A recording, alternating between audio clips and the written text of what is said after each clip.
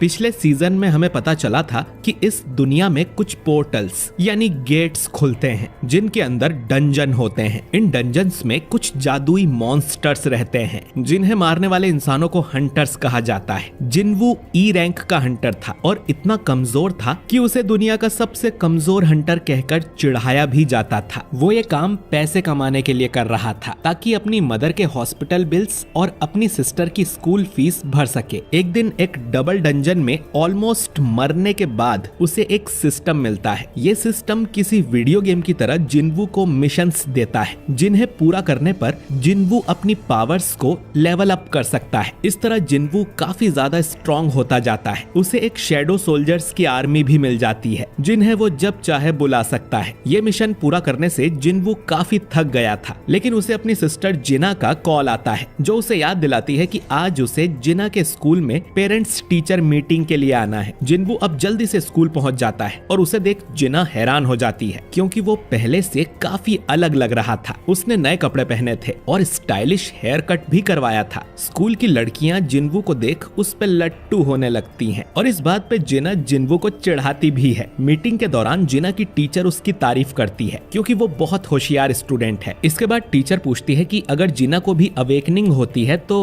क्या जिन्वू उसे हंटर बनने देगा, जिस पर जिन्वू साफ मना कर देता है क्योंकि हंटर वाले काम में बहुत खतरा होता है। ये सुन टीचर खुश होती है और उसे जिना की फ्रेंड सोंगयी के बारे में बताती है जो कि हंटर बनने की जिद पर अड़ी हुई है। बाद में जिन्वू सोंगयी से जाके मिलता है जिसे अब जाके पता चलता है कि जिन्वू जिना का ब्रदर है। जिन्वू सोंगयी को समझाने आता है लेकिन वो कहती है कि वो हंटर वाला काम कभी नहीं छोड़ेगी। ये सुन जिन्वू अब उसे अपने साथ चलने को कहता है। दूसरी तरफ हम हुआंग डोंगसू को देखते हैं जो कि अमेरिका से यहाँ कोरिया आ गया था। डोंगसू एक एस रैंक का हंटर है। हंटर एसोसिएशन का मैनेजर जिनचुल उसे लेने जाता है। जिनचुल को पता था कि डोंगसू यहाँ क्या करने आया है। डोंगसू यहाँ पर अपने भाई की डेथ का बदला लेने आया था जिसके लिए वो जिन्वू और जिन्हो को ढूंढेगा और उन्हें मार देगा। डोंगसू जिनचुल को सीधा धमकी भी देता है कि किसी में हिम्मत है तो उसे रोक के दिखाए। हंटर गिल्ड के हेडक्वार्टर्स में हम चोई और गनही को देखते हैं। चोई ने जेजू आइलैंड पर अपनी तीसरी रेड करवाई थी और रेड के दौरान उन्हें पता चला कि वहाँ जो एंट मॉन्स्टर है उन्हें पंख आने शुरू हो गए हैं। अगर वो उड़ना सीख गए तो बहुत खतरे की बात होगी क्योंकि फिर वो आइलैंड छोड़कर कहीं भी जा सकते हैं। इसके बाद हम एक सी रैंक के गेट को देखते हैं जहाँ जिन्वू सोंगयी को लेकर आता है। जिन्वू ने मिस्टर आन से इस गेट में जाने की परमिशन ले ली थी। जिन्वू को लग रहा था कि जब सोंगयी गेट के अंदर खतरनाक मॉन्स्टर को देखेगी तो खुद ही हंटर बनने का ख्याल छोड़ देगी, लेकिन सोंगयी को लग रहा था कि जिन्वू उसे यहाँ पर ट्रेनिंग करवाने के लिए लाया है। ये गेट असल में नए हंटर्स की प्रैक्टिस के लिए ही था। यहाँ पर किम नाम का एक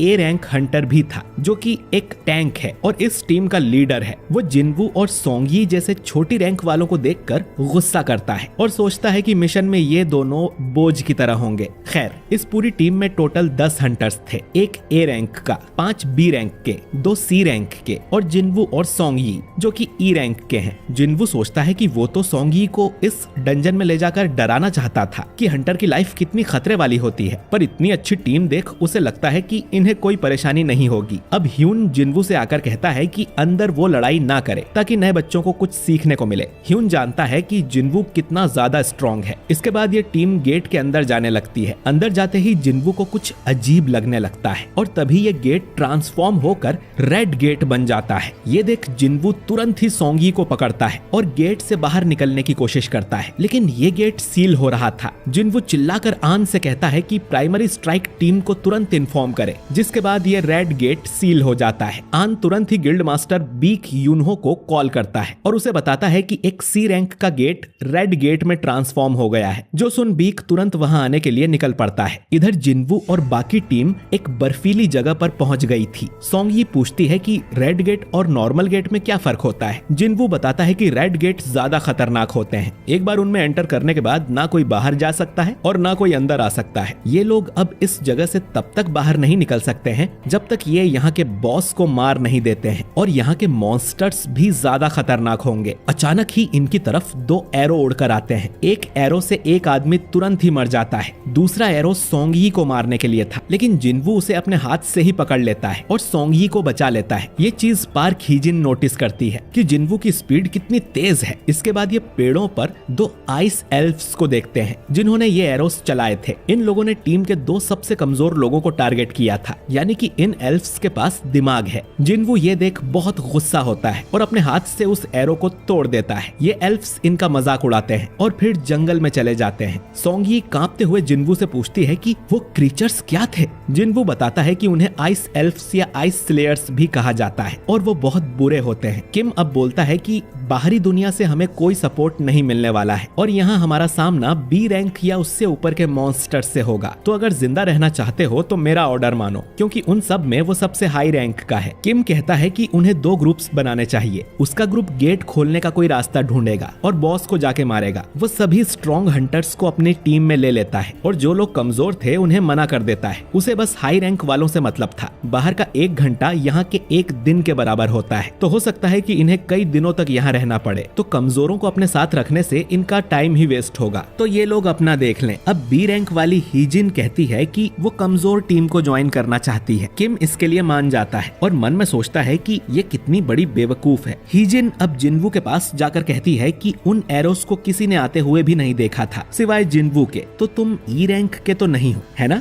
जिन्वू कुछ नहीं बोलता और हीजिन मन में सोचती है कि ये जरूर ए या उससे ऊपर की रैंक का होगा। किम अब अपनी टीम को लेकर चला जाता है और जिन्वू अपनी टीम के साथ दूसरी तरफ जाने लगता है। किम की टीम पेड़ों पर बने पंजों के निशान देखती है जो कि किसी भालू के पंजे थे। किम सोचता है कि जिन्वू की टीम तो जरूर जल्दी मर जाएगी। फिर उसे याद आता है कि वो तो सिर्फ ई रैंक का है, फिर भी वो उनका लीडर लग रहा था। तभी जंगल में से 3 भालू निकल कर आते हैं और इन पे अटैक कर देते हैं, पर किम आराम से एक भालू को मार देता है और बाकियों से भी लड़ने लगता है। दूसरी तरफ जिन्वू की टीम भी भालू के पंजे नोटिस करती है। हीजिन कहती है कि ये इलाका भालुओं का है, हमें यहाँ से वापस चलना चाहिए, लेकिन जिन्वू कहता है कि हमें इसी इलाके में रहना चाहिए। अगर ये भालू का इलाका है तो यहाँ वो आइस एल्फ्स नहीं होंगे जो कि इंटेलिजेंट हैं, तो उनसे लड़ने से तो अच्छा है हम भालू से लड़ लें। भालू से ज्यादा खतरा तो जिन्वू को ठंड से लग रहा था। वो अपनी इन्वेंट्री में हाथ डाल के उसमें से 4 कोट्स निकाल लेता है ताकि इन्हें ठंड न लगे। सब लोग पूछने लगते हैं कि उसने ये जादू कैसे किया। सोंगी भी पूछती है कि आखिर तुम हो कौन। जिन्वू सोंगी से कहता है कि उसकी वजह से वो इस झमेले में पड़ गई है, तो उसे सुरक्षित रखना जिन्वू की जिम्मेदारी है। बदले में उन सबको अपना मुंह बंद रखना है, कोई उससे किसी तरह का सवाल नहीं करेगा। तभी एक आइस बियर इनकी तरफ आता है जिससे लड़ने को जिन्वू तैयार था। इधर बीक भी गेट के पास आ गया था। आन उसे बताता है कि टीम के साथ ई रैंक का जिन्वू भी अंदर गया है और शायद उसे री अवेकनिंग हुई है क्योंकि वो पहले से कहीं ज्यादा पावरफुल हो गया है। ये सुन बीक चौंक जाता है। तभी डोंगसू भी यहाँ पहुँच जाता है। वो यहाँ जिन्वू को मारने आया था, लेकिन जिन्वू तो अब रेड गेट के अंदर फंस गया है जिसे डोंगसू भी नहीं तोड़ सकता। जिनचुल मन में कहता है कि तुम किस्मत वाले हो जिन्वू, जो डोंगसू के हाथों से बच गए। इधर जिन्वू ने अकेले ही कई सारे आइस बियर्स को मार दिया था और फिर उन्हीं को पकाकर उसकी टीम खाने लगती है। इन्हें अब उतना खतरा भी नहीं है क्योंकि इलाके के लगभग सारे भालू जिन्वू मार चुका था। हो सकता है कि गुफाओं में कुछ भालू बचे हों। खैर, जिन्वू इनसे कहकर गया था कि खाने के बाद उसे एक्सरसाइज करनी है, लेकिन इधर जिन्वू भालुओं की गुफा के सामने खड़ा था जिसमें से कई सारे भालू बाहर निकलते हैं। इनसे लड़ने के लिए अब जिन्वू अपनी शैडो आर्मी को समन करता है जो जाकर ज्यादातर भालुओं को मार देते हैं। आखिर में झुंड का लीडर बाहर आता है जिसका शैडो आर्मी कुछ बिगाड़ नहीं पा रही थी, तो उसे मारने जिन्वू अपने सेनापति इग्रिस को भेजता है। इग्रिस जाकर उस बड़े से भालू को आराम से मार देता है और जिन्वू को पता चलता है कि इग्रिस तो उससे भी स्ट्रॉन्ग है। पिछली बार अगर वो तलवार से ही लड़ रहा होता तो जरूर जिन्वू को मार देता। इधर हम दूसरे ग्रुप को देखते हैं जिनमें सभी को आइस एल्फ्स ने मार दिया था। सिर्फ किम ही जिंदा बचा था जो कि इन भयानक एल्फ्स को देखकर डर के भाग जाता है। आखिर में हम एल्फ्स के लीडर को देखते हैं कि जिन्वू डंजन के सारे भालू मार देता है। इसके बाद वो अराइज बोलता है जिससे इन भालुओं की लाशों में से उनकी शैडोज निकलती हैं और अब से ये भालू भी जिन्वू की शैडो आर्मी में शामिल हो गए थे। रेड गेट को खुले 3 घंटे हो चुके हैं, यानी कि अंदर के लोगों के लिए 3 दिन बीत गए होंगे। डोंगसू कहता है कि वो जिन्वू तो अब तक मर गया होगा, वो फालतू में इतनी दूर आया। फिर वो पूछता है कि जिन्वू तो व्हाइट टाइगर गिल्ड का मेंबर नहीं है ना, तो फिर वो टीम के साथ अंदर कैसे गया? गया। मैनेजर आन बोलता है कि जिनवू मेरी पहचान का है, वो सी रैंक रेड को देखना चाहता था, इसीलिए मैंने उसे अंदर जाने दिया। ये सुनकर डोंगसू आन का गला पकड़कर उसे उठा देता है। वो समझ गया था कि आन झूठ बोल रहा है। आन हमेशा ही अच्छे हंटर्स को ढूंढ कर लाता है, तो इस ई रैंक वाले जिनवू में ऐसा क्या खास है। बेक अब डोंगसू का हाथ पकड़ लेता है और उसे कहता है कि आन को जाने दो। दोनों में अब बहस होने लगती है और दोनों ही एस रैंक के हंटर्स हैं। अगर इन दोनों में लड़ाई हुई तो तबाही मच जाएगी। खैर, वो दोनों अब एक दूसरे को गुस्से में पंच मारते हैं, जिससे बड़ा धमाका होता है। लेकिन जिनचुल इनके बीच आकर इनके हाथ पकड़ लेता है। जिनचुल को देख दोनों ने अपनी ताकत रोक ली थी, वरना उनके पंच से जिनचुल के दोनों हाथ डिस्ट्रॉय हो जाते। जिनचुल अब डोंगसू को बताता है कि वो 2 महीने पहले जिनवू को चेक करने गया था। वो तब भी ई रैंक था और अब भी ई रैंक ही होगा, तो वो डोंगसू के भाई को कैसे मार सकता है। अब डोंगसू बोलता है कि मतलब असली कातिल वो यूजिन कंस्ट्रक्शन वाला जिनहो होगा। जिनचुल पूछता है कि फिर तुम जिनवू को मारने क्यों आए हो, जिस पर डोंगसू कहता है कि उसे तो बस एक बहाना चाहिए था किसी को मारने के लिए। तभी डोंगसू को एक मैसेज आता है, जिसे पढ़ने के बाद वो वापस अमेरिका जाने लगता है। मैनेजर आन मन में सोचता है कि इनमें से किसी को नहीं पता कि जिनवू कितना पावरफुल है, वो जरूर इस गेट से जिंदा वापस आएगा। दूसरी तरफ हम किम को देखते हैं, जो कि उन आइस एल्फ्स से अपनी जान बचा के भाग रहा था। उसे बहुत ठंड भी लग रही थी। तभी वो अपने सामने उन भालुओं की लाश देखता है और सोचता है कि ये काम उस कमजोर टीम का तो हो ही नहीं सकता, जरूर आइस एल्फ्स ने इन्हें मारा होगा। ये सोचकर वो डर के मारे फिर से भागने लगता है। चलते हुए उसे जिनवू की टीम दिखाई देती है। वो देखता है कि ये लोग तो मजे से पिकनिक मना रहे थे। वो सोचता है कि ये लोग अब तक जिंदा कैसे बच गए और इनके पास गर्म कपड़े, कंबल और टेंट कहां से आ गया। ये देख अब किम को बहुत गुस्सा आता है। वो चिल्लाते हुए इनसे कहता है कि तुम्हारे पास ये कहां से आया? अगर ये सामान मेरी टीम के पास होता तो वो लोग भी जिंदा बच जाते। बताओ ये सामान किसने छुपा के रखा था? अब किम को समझ आया कि हीजिन उसकी टीम छोड़कर इस कमजोर टीम में क्यों चली गई थी। वो अब अपनी तलवार निकालकर इन तीनों को मारने इनकी तरफ आता है, जबकि वो जानता था कि इन सब के पीछे जरूर उस जिनवू का हाथ है। अब किम इनका कुछ कर पाता उससे पहले ही जिनवू यहाँ आ जाता है और उसके सिर पे एक टपली मारता है, जिससे किम लुढ़कता हुआ बहुत दूर जाके गिरता है। जिनवू अब कहता है कि सामने आओ। तुम्हारा ऑरा इतना स्ट्रॉन्ग है कि गायब होने के बाद भी वो उन्हें नोटिस कर पा रहा है। असल में आइस एल्फ्स का लीडर अपनी सेना के साथ यहाँ आ गया था, जिसका नाम बारका है। ये जिनवू से बातें करने लगता है और जिनवू भी उसकी बात का जवाब देता है। लेकिन अजीब बात ये थी कि ये एल्फ्स कोई और ही भाषा बोल रहे थे और इनकी बातें सिर्फ जिनवू ही समझ पा रहा था। जिनवू भी सोचता है कि शायद सिस्टम की वजह से वो इनकी लैंग्वेज समझ पा रहा है। बारका अब कहता है कि मेरे दोस्त से मिलो, जिसने तुम लोगों पर तीर चलाए थे। इसने बताया कि इंसानों के बीच एक बहुत स्ट्रॉन्ग आदमी मौजूद है और वो जिनवू से फाइट करना चाहता है। बारका की बात खत्म भी नहीं हुई थी कि उससे पहले ही जिनवू उस एल्फ की गर्दन उड़ा देता है, जो देख बारका भी समझ जाता है कि जिनवू में जरूर कोई बात है। जिनवू बारका पर भी अटैक करता है, लेकिन वो उसके अटैक से बच जाता है। बारका अब रिवील करता है कि उन सभी मैजिक बीस्ट्स के अंदर एक आवाज होती है जो उन्हें इंसानों को मारने का बोलती है, लेकिन ये आवाज जिनवू को मारने का नहीं बोल रही थी। तो उसे लग रहा था कि जिनवू कोई इंसान नहीं है। जिनवू अब सोचता है कि उसका सिस्टम भी तो उसे ऐसे ही ऑर्डर्स देता है। शायद जिनवू सिस्टम का एक प्लेयर है, इसीलिए ये लोग उसे इंसान नहीं समझ रहे। बारका अब जिनवू से कहता है कि हमें समझौता करना चाहिए। तुम्हारे पीछे छुपे इंसान हमें दे दो और हम तुम्हें जाने देंगे। जिनवू पूछता है कि आखिर तुम लोग हो कौन और इंसानों को क्यों मारना चाहते हो? बारका बताने लगता है कि आखिर वो कौन है, लेकिन अचानक ही उसमें कुछ ग्लिच होता है और वो फिर से अपनी लाइन रिपीट करता है कि इंसानों को हमें सौंप दो। जिनवू भी ये ग्लिच नोटिस कर लेता है और सोचता है कि आखिर वो क्या था। खैर, जिनवू अब बारका के ऑफर को साफ मना कर देता है, जिस पर बारका कहता है कि मेरी सेना में ज्यादा लोग हैं। ये सुन जिनवू भी अपनी शैडो आर्मी को समन करता है, जिसमें अब वो आइस बियर भी थे। बाकी लोग ये देख चौंक जाते हैं कि जिनवू के पास ऐसी आर्मी है। इसके बाद जिनवू और बारका की सेना में युद्ध होने लगता है। हीजिन बाकी लोगों को लेकर जंगल की तरफ जाने लगती है, क्योंकि इस लड़ाई में उनका कोई काम नहीं है। 3 एल्फ्स उन पर तीर मारने की कोशिश करते हैं, लेकिन जिनवू उस तीर को हवा में ही पकड़कर उससे उन तीनों एल्फ्स को मार देता है। जिनवू सोचता है कि उसकी सेना तो कुछ टाइम तक टिक जाएगी, लेकिन एल्फ्स का बॉस बारका बहुत स्ट्रॉन्ग स्ट्रॉन्ग है, जिन्वू से भी ज्यादा स्ट्रॉन्ग। इग्रिस के साथ मिलकर भी बारका को हराना आसान नहीं होगा, उसे एक और पावरफुल सोल्जर चाहिए। जिन्वू और बारका अब लड़ाई करते हैं, लेकिन जिन्वू उसका कुछ नहीं बिगाड़ पाता। तभी जिन्वू की शैडो आर्मी में जो 3 जादूगर थे वो बारका के ऊपर बड़ा सा धमाका कर देते हैं, पर उससे बारका को कुछ नहीं होता। इधर किम को भी होश आ जाता है और जिन्वू को सामने देख वो उसे मारने के लिए उसकी तरफ दौड़ने लगता है। जिन्वू अब इग्रिस को बुलाकर उससे किम को मरवा देता है और फिर अराइज कहकर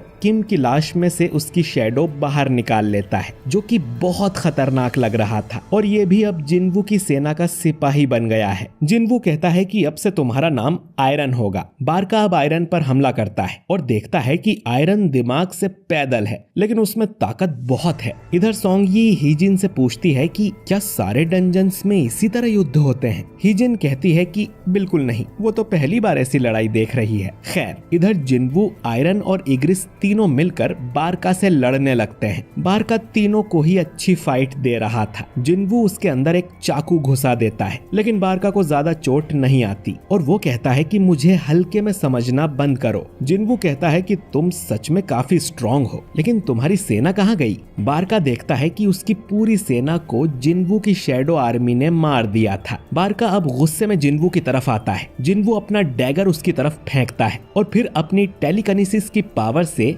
बारका को पीछे से मारने की सोचता है, लेकिन बारका अपना चाकू सामने कर देता है, जिससे वो टूट जाता है। इसके बाद आयरन बारका को पीछे से पकड़ लेता है और जादूगर फिर से उस पर बड़ा धमाका करते हैं, लेकिन बारका को कुछ नहीं होता। वो आयरन के टुकड़े कर देता है और कहता है कि मैं तुम सबको मार डालूंगा। लेकिन तभी जिन्वू स्टेल्थ का यूज कर उसके पास आ गया था। वो उसके अंदर अपना चाकू घुसा देता है। इसके बाद वो आयरन को फिर से समन करता है और आयरन अपना बड़ा सा हथौड़ा बारका के मुंह पर मार देता है, जिससे आखिरकार बारका का अंत हो जाता है। जिन्वू देखता है कि आयरन मारने के बाद भी बारका को हथौड़े से पीट रहा था, तो वो उसे रुकने को बोलता है और कहता है कि थोड़ा तमीज से रहा करो। इतना कहकर जिन्वू और इग्रिस भी उससे मुंह मोड़कर चले जाते हैं। फिर वो जादूगरों की तरफ देखता है, जो डर के मारे उसके लिए चीयर करने लगते हैं। जिन्वू के साथ ही चैन की सांस लेते हैं और क्योंकि जिन्वू ने डंजन के बॉस को मार दिया था, तो इनके लिए बाहर जाने का गेट भी खुल जाता है, जो देख सभी खुश हो जाते हैं। जिन्वू सोचता है कि जाने से पहले उसे बारका को भी अपनी शैडो आर्मी में शामिल कर लेना चाहिए। इधर आन कहता है कि अब तक तो गेट के अंदर 1 हफ्ता बीत गया होगा। वो प्रेसिडेंट बेक से घर जाके आराम करने को कहता है, लेकिन बेक कहता है कि उनकी गिल्ड के मेंबर्स अंदर फंसे हुए हैं, तो वो यहाँ से नहीं जाएगा। तभी ये रेड गेट बदल कर ब्लू हो जाता है और हंटर्स उसमें से बाहर आने लगते हैं और बेक ये देखकर हैरान हो जाता है। ए रैंक का किम जिंदा नहीं बचा, बल्कि जितने भी लो रैंक के हंटर्स थे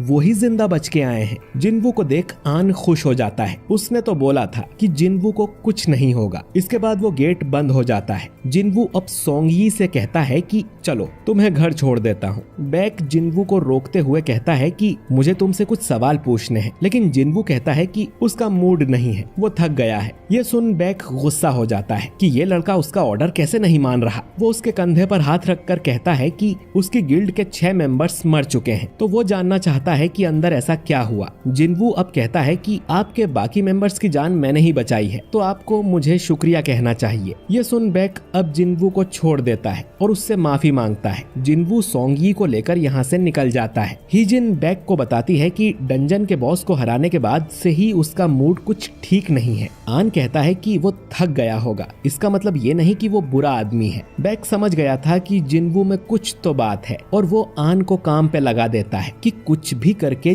जिन्वू को हमारी गिल्ड में भर्ती करो। इधर जिन्वू सोंगयी को उसके घर छोड़ देता है। सोंगयी जिन्वू को आज के लिए शुक्रिया करती है और कहती है कि अगली बार किसी डंजन में जाना हो तो वो तैयार है। जिन्वू का मूड इसीलिए खराब था क्योंकि वो बारका को अपनी शैडो आर्मी में शामिल नहीं कर पाया है। जिन्वू अभी उस लेवल पर नहीं है। कम से कम उसे बारका का हथियार तो मिल गया और एक नया सोल्जर भी, लेकिन उसके लिए उसे किम को मारना पड़ा। और ये तीसरी बार है जब जिन्वू ने किसी इंसान को मारा था। अगली सुबह जिन्हो जिन्वू को लेने आ जाता है। वो रास्ते में से सोंगी को भी उठा लेते हैं, जो कि अच्छे से तैयार होके आई थी। साफ पता चल रहा था कि सोंगी जिन्वू को लाइक करने लगी है। वो जिन्वू से कहती है कि कल रात तो उसे नींद ही नहीं आई। जिन्वू ने उसे इतनी लेट जो छोड़ा था। उनके बीच ये बातें सुन जिन्हो सोचता है कि कहीं इनका कोई चक्कर तो नहीं चल रहा। वो जिन्वू को याद दिलाता है कि बॉस, आपको पता है ना कि सोंगी अंडर एज है। जिस पर जिन्वू कहता है कि हाँ तो। अब ये सुन जिन्हो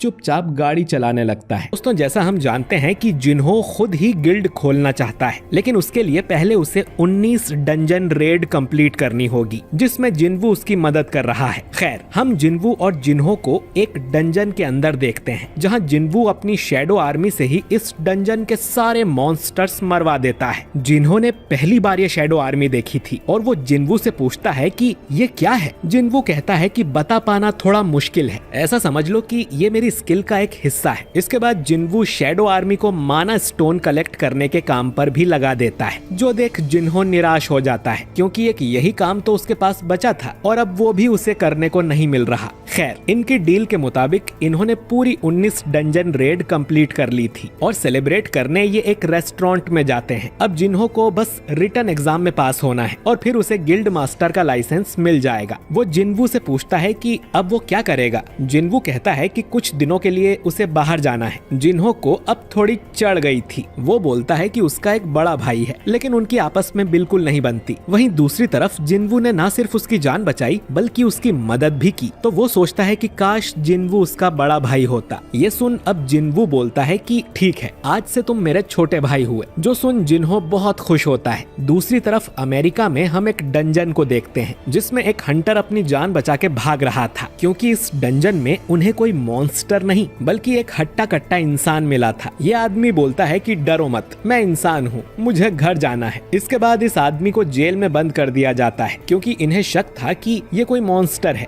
जिसने इंसान का रूप लिया हुआ है। इस आदमी का कहना था कि ये 10 साल से एक डंजन में फंसा हुआ था और अब जाकर बाहर निकला है। इस आदमी का नाम है संगिल हुआन, लेकिन क्योंकि ये इंग्लिश नहीं बल्कि कोरियन बोलता था, इसलिए इससे पूछताछ करने के लिए डोंगसू को यहाँ बुलाया गया है। दूसरी तरफ जिन्वू जिना को बताता है कि वो कुछ दिनों के लिए बाहर जा रहा है। जिना को लगता है कि वो अपनी गर्लफ्रेंड से मिलने जा रहा होगा, लेकिन जिन्वू कहता है कि ऐसा नहीं है। असल में जिन्वू डीमन किंग के कैसल में जा रहा था, क्योंकि ये वाला मिशन पूरा करने पर उसे एलिक्सर ऑफ लाइफ मिलेगा, जो कि दुनिया की किसी भी बीमारी को ठीक कर सकता है। तो जिन्वू उसका इस्तेमाल करके अपनी मदर को ठीक कर लेगा। अब कैसल में एंटर करते ही सिस्टम जिन्वू को एक क्वेस्ट देता है, जो था कि उसे 10,000 डीमंस को मारना होगा और जिन्वू उनसे लड़ने के लिए तैयार था। इधर जिन्हो अपने फादर से रिक्वेस्ट करता है कि उनकी जो नई गिल्ड खुलने वाली है उसका हेड वो बड़े भाई की जगह जिन्हो को बना दे। उसके फादर इसके लिए मान जाते हैं, लेकिन उनकी एक शर्त थी, जिन्हो को हमारी गिल्ड में भर्ती कर लो। अगर ऐसा हुआ तो जिन्हो को कंपनी का हेड बना देंगे। इधर जिन्हो कुछ डीमंस को मार देता है और उसे ये भी पता चलता है कि यहाँ वो जो डीमंस मार रहा है इन्हें वो अपनी शैडो आर्मी में शामिल नहीं कर सकता। खैर, उसे बहुत दूर जाना था, तो वो अपनी शैडो आर्मी में उस आइस बियर लीडर को समन करता है, जो कि अपने रास्ते में आए डीमंस को कुचलते हुए आगे बढ़ रहा था। इसीलिए जिन्वू इस भालू का नाम टैंक रख देता है। इसके बाद हमें एस रैंक हंटर चाहीन के दर्शन होते हैं, जो चाहती थी कि उन्हें जेजू आइलैंड वाली बात पब्लिक कर देनी चाहिए, लेकिन चोई कहता है कि इससे बस पब्लिक में डर फैलेगा, तो अभी हमें अपनी गिल्ड को और मजबूत करने पर ध्यान देना चाहिए। इधर जिन्वू एक एक फ्लोर करके आगे बढ़ता ही जा रहा था। जैसे जैसे वो आगे बढ़ता उतने ही स्ट्रॉन्ग डीमंस उसके सामने आ रहे थे और उसका खुद का लेवल अप भी हो रहा था। जिन्वू के हिसाब से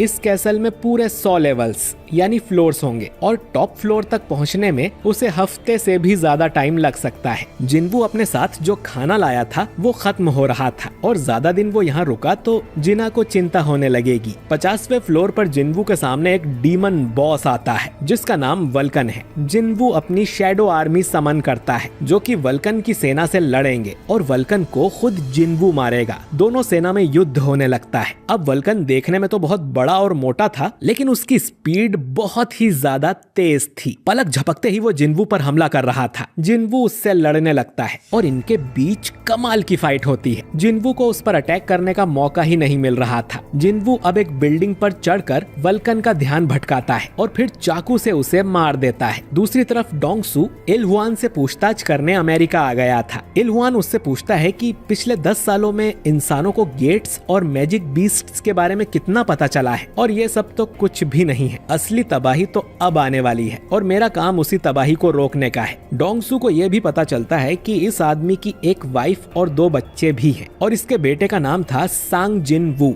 जी हाँ दोस्तों, ये आदमी कोई और नहीं बल्कि जिनवू का फादर है जो 10 साल पहले लापता हो गया था। डोंगसू अब ये जानकर इलहुआन से कहता है कि तुम्हारा बेटा तो मर चुका है। जो सुन इलहुआन गुस्सा हो जाता है और फिर इस बिल्डिंग में एक बड़ा सा धमाका होता है जिससे पूरी बिल्डिंग ही गिर जाती है और हम देखते हैं कि इलहुआन ने डोंगसू की बुरी तरह से धुलाई कर दी थी। डोंगसू एस रैंक का हंटर होके भी इतनी बुरी तरह से पिट गया था, तो सोचो कि इलहुआन कितना ज्यादा स्ट्रॉन्ग होगा। इधर जिन्वू 75वें फ्लोर तक आ गया था, लेकिन उसका खाना खत्म हो गया था तो उसे वापस घर जाना होगा। अब सिर्फ 25 फ्लोर ही बचे थे। इतने डीमंस को हराने की वजह से जिन्वू का काफी लेवल अप हो गया था और उसे कई सारे मैजिक आइटम भी मिलते हैं और एक रैंडम लूट बॉक्स में से एक और डंजन की मिलती है। एलिक्सर ऑफ लाइफ बनाने के लिए 3 में से 2 इंग्रेडिएंट्स तो उसे मिल गए हैं और जब वो अगली बार आएगा तो उस तीसरे इंग्रेडिएंट को भी हासिल कर लेगा जो कि 100वें फ्लोर पर है। इसके बाद जिन्वू डीमन डंजन से बाहर आ जाता है। अगली बार उसका सामना डीमन मोनार्क से होने वाला है, तो उससे लड़ने के लिए जिन्वू को पूरी तरह से तैयार रहना पड़ेगा और लेवल अप करने के लिए उसे और भी स्ट्रॉन्ग मॉन्स्टर्स को हराना होगा। लेकिन क्योंकि आधार कार्ड में वो सिर्फ ई रैंक का हंटर है तो वो हाई रैंक वाले डंजन्स में नहीं जा सकता। जिन्वू सोचता है कि वो अपनी पावर को अब और नहीं छुपा सकता और उसे जाकर अपनी रैंक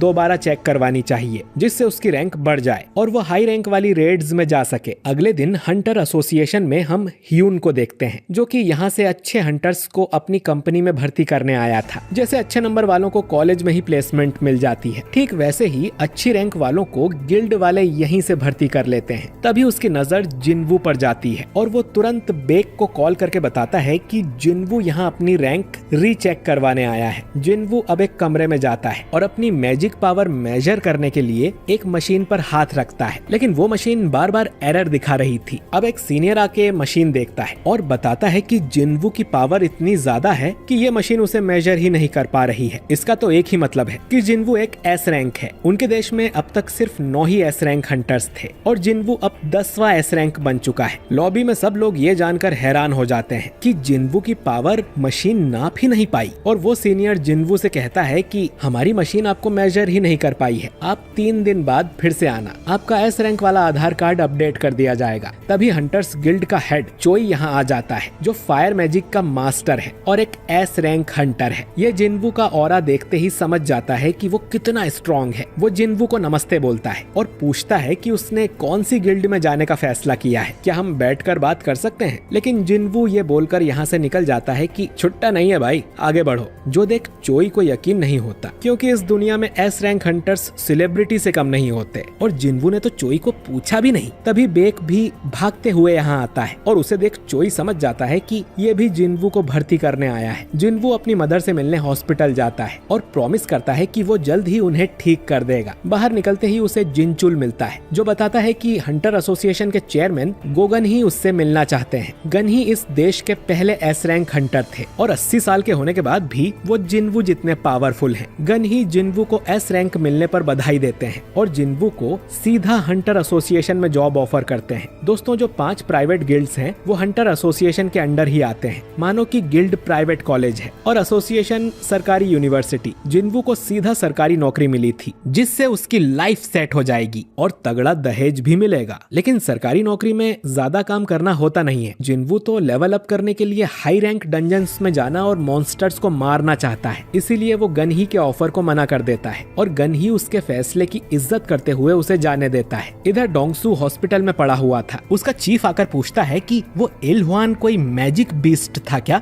जिस पे डोंगसू बोलता है कि मेरी हालत देखकर क्या लगता है। चीफ बताता है कि हम उसे ढूंढ रहे हैं, लेकिन जिसने तुम्हारी धुलाई कर दी उसे कोई और तो क्या ही पकड़ पाएगा। डोंगसू को याद आता है कि इलहुआन ने उससे कहा था कि तुम्हारी भलाई इसी में है कि मेरे परिवार से दूर रहो, नहीं तो मौत भी तुम्हें मुझसे नहीं बचा पाएगी। डोंगसू को खुद पर शर्म आ रही थी, लेकिन वो जानता है कि एक आर्टिफैक्ट की मदद से वो उस इल वॉन को धूल चटा देगा। आर्टिफैक्ट्स हाई लेवल गियर होते हैं जो कि हंटर्स ऑनलाइन खरीद कर अपनी पावर बढ़ा सकते हैं, लेकिन वो बहुत महंगे होते हैं। जिनवू भी डीमन कैसल में दोबारा जाने से पहले एक बढ़िया सा गियर खरीदना चाहता था। तभी वो एक एड देखता है कि ए रैंक के डंजन में खुदाई करने वालों की आवश्यकता है। इधर गनही को भी पता चलता है कि जिनवू सरकारी जॉब छोड़ के खुदाई करने गया है, जो सुन वो हैरान हो जाता है। अगले दिन जिनवू खुदाई करने पहुंच जाता है। हाई लेवल रेड्स में 3 तरह की टीम्स होती हैं। पहली स्ट्राइक टीम जो अंदर जाके मॉन्स्टर्स को मारती है, फिर माइनिंग टीम जो माना स्टोन्स को तोड़कर इकट्ठा करते हैं, और कलेक्शन टीम जो कि मॉन्स्टर्स की लाशें बाहर लाते हैं। इस समय चोई अपनी टीम के साथ अंदर था और वो अपनी फायर पावर से मॉन्स्टर को जला देता है और गेट से बाहर आ जाता है। जिनवू देखता है कि इन लोगों के तो कपड़े भी गंदे नहीं हुए थे, जबकि उस बेचारे की तो ई रैंक डंजन में ही पुंगी बच जाया करती थी। चोई के बाद चाहिन भी गेट से बाहर निकलती है, जो कि देश की 9वीं एस रैंक हंटर है, और उसका ऑरा देख जिनवू की आंखें बड़ी हो रही थी। तभी चाहिन को भी जिनवू का ऑरा महसूस होता है, लेकिन वो कहीं छुप जाता है। इसके बाद जिनवू अपने मजदूर भाइयों के साथ अंदर खुदाई करने चला जाता है। डंजन का बॉस अब भी जिंदा था, क्योंकि उसको मार दिया तो गेट बंद हो जाएगा और ये कीमती माना स्टोन नहीं निकल पाएंगे। लेकिन जिनवू को उस बॉस को देखने की खुजली हो रही थी कि आखिर ए रैंक का बॉस कितना स्ट्रॉन्ग होता है। अब कुछ देर में लंच टाइम हो जाता है और जिनवू को छोड़कर सब बाहर चले गए थे। जिनवू अब भागकर डंजन के अंदर जाता है। उसे एक चैम्बर दिखाई देता है जिसके अंदर डंजन का बॉस होगा। जिनवू सोचता है कि उससे थोड़ा लड़कर आता हूँ, लेकिन तभी उसके पीछे चाहिन आ जाती है और जिनवू से पूछती है कि वो यहाँ क्या कर रहा है। जिनवू अब झूठ बोलता है कि वो रास्ता भटक गया था और यहाँ आ गया। चाहिन बोलती है कि तुम माइनिंग टीम से हो क्या? तुम्हें पता नहीं कि ये बॉस का कमरा है? जिनवू मन में सोचता है कि चाहिन सच में कमाल की हंटर है, क्योंकि जिनवू को भनक भी नहीं लगी कि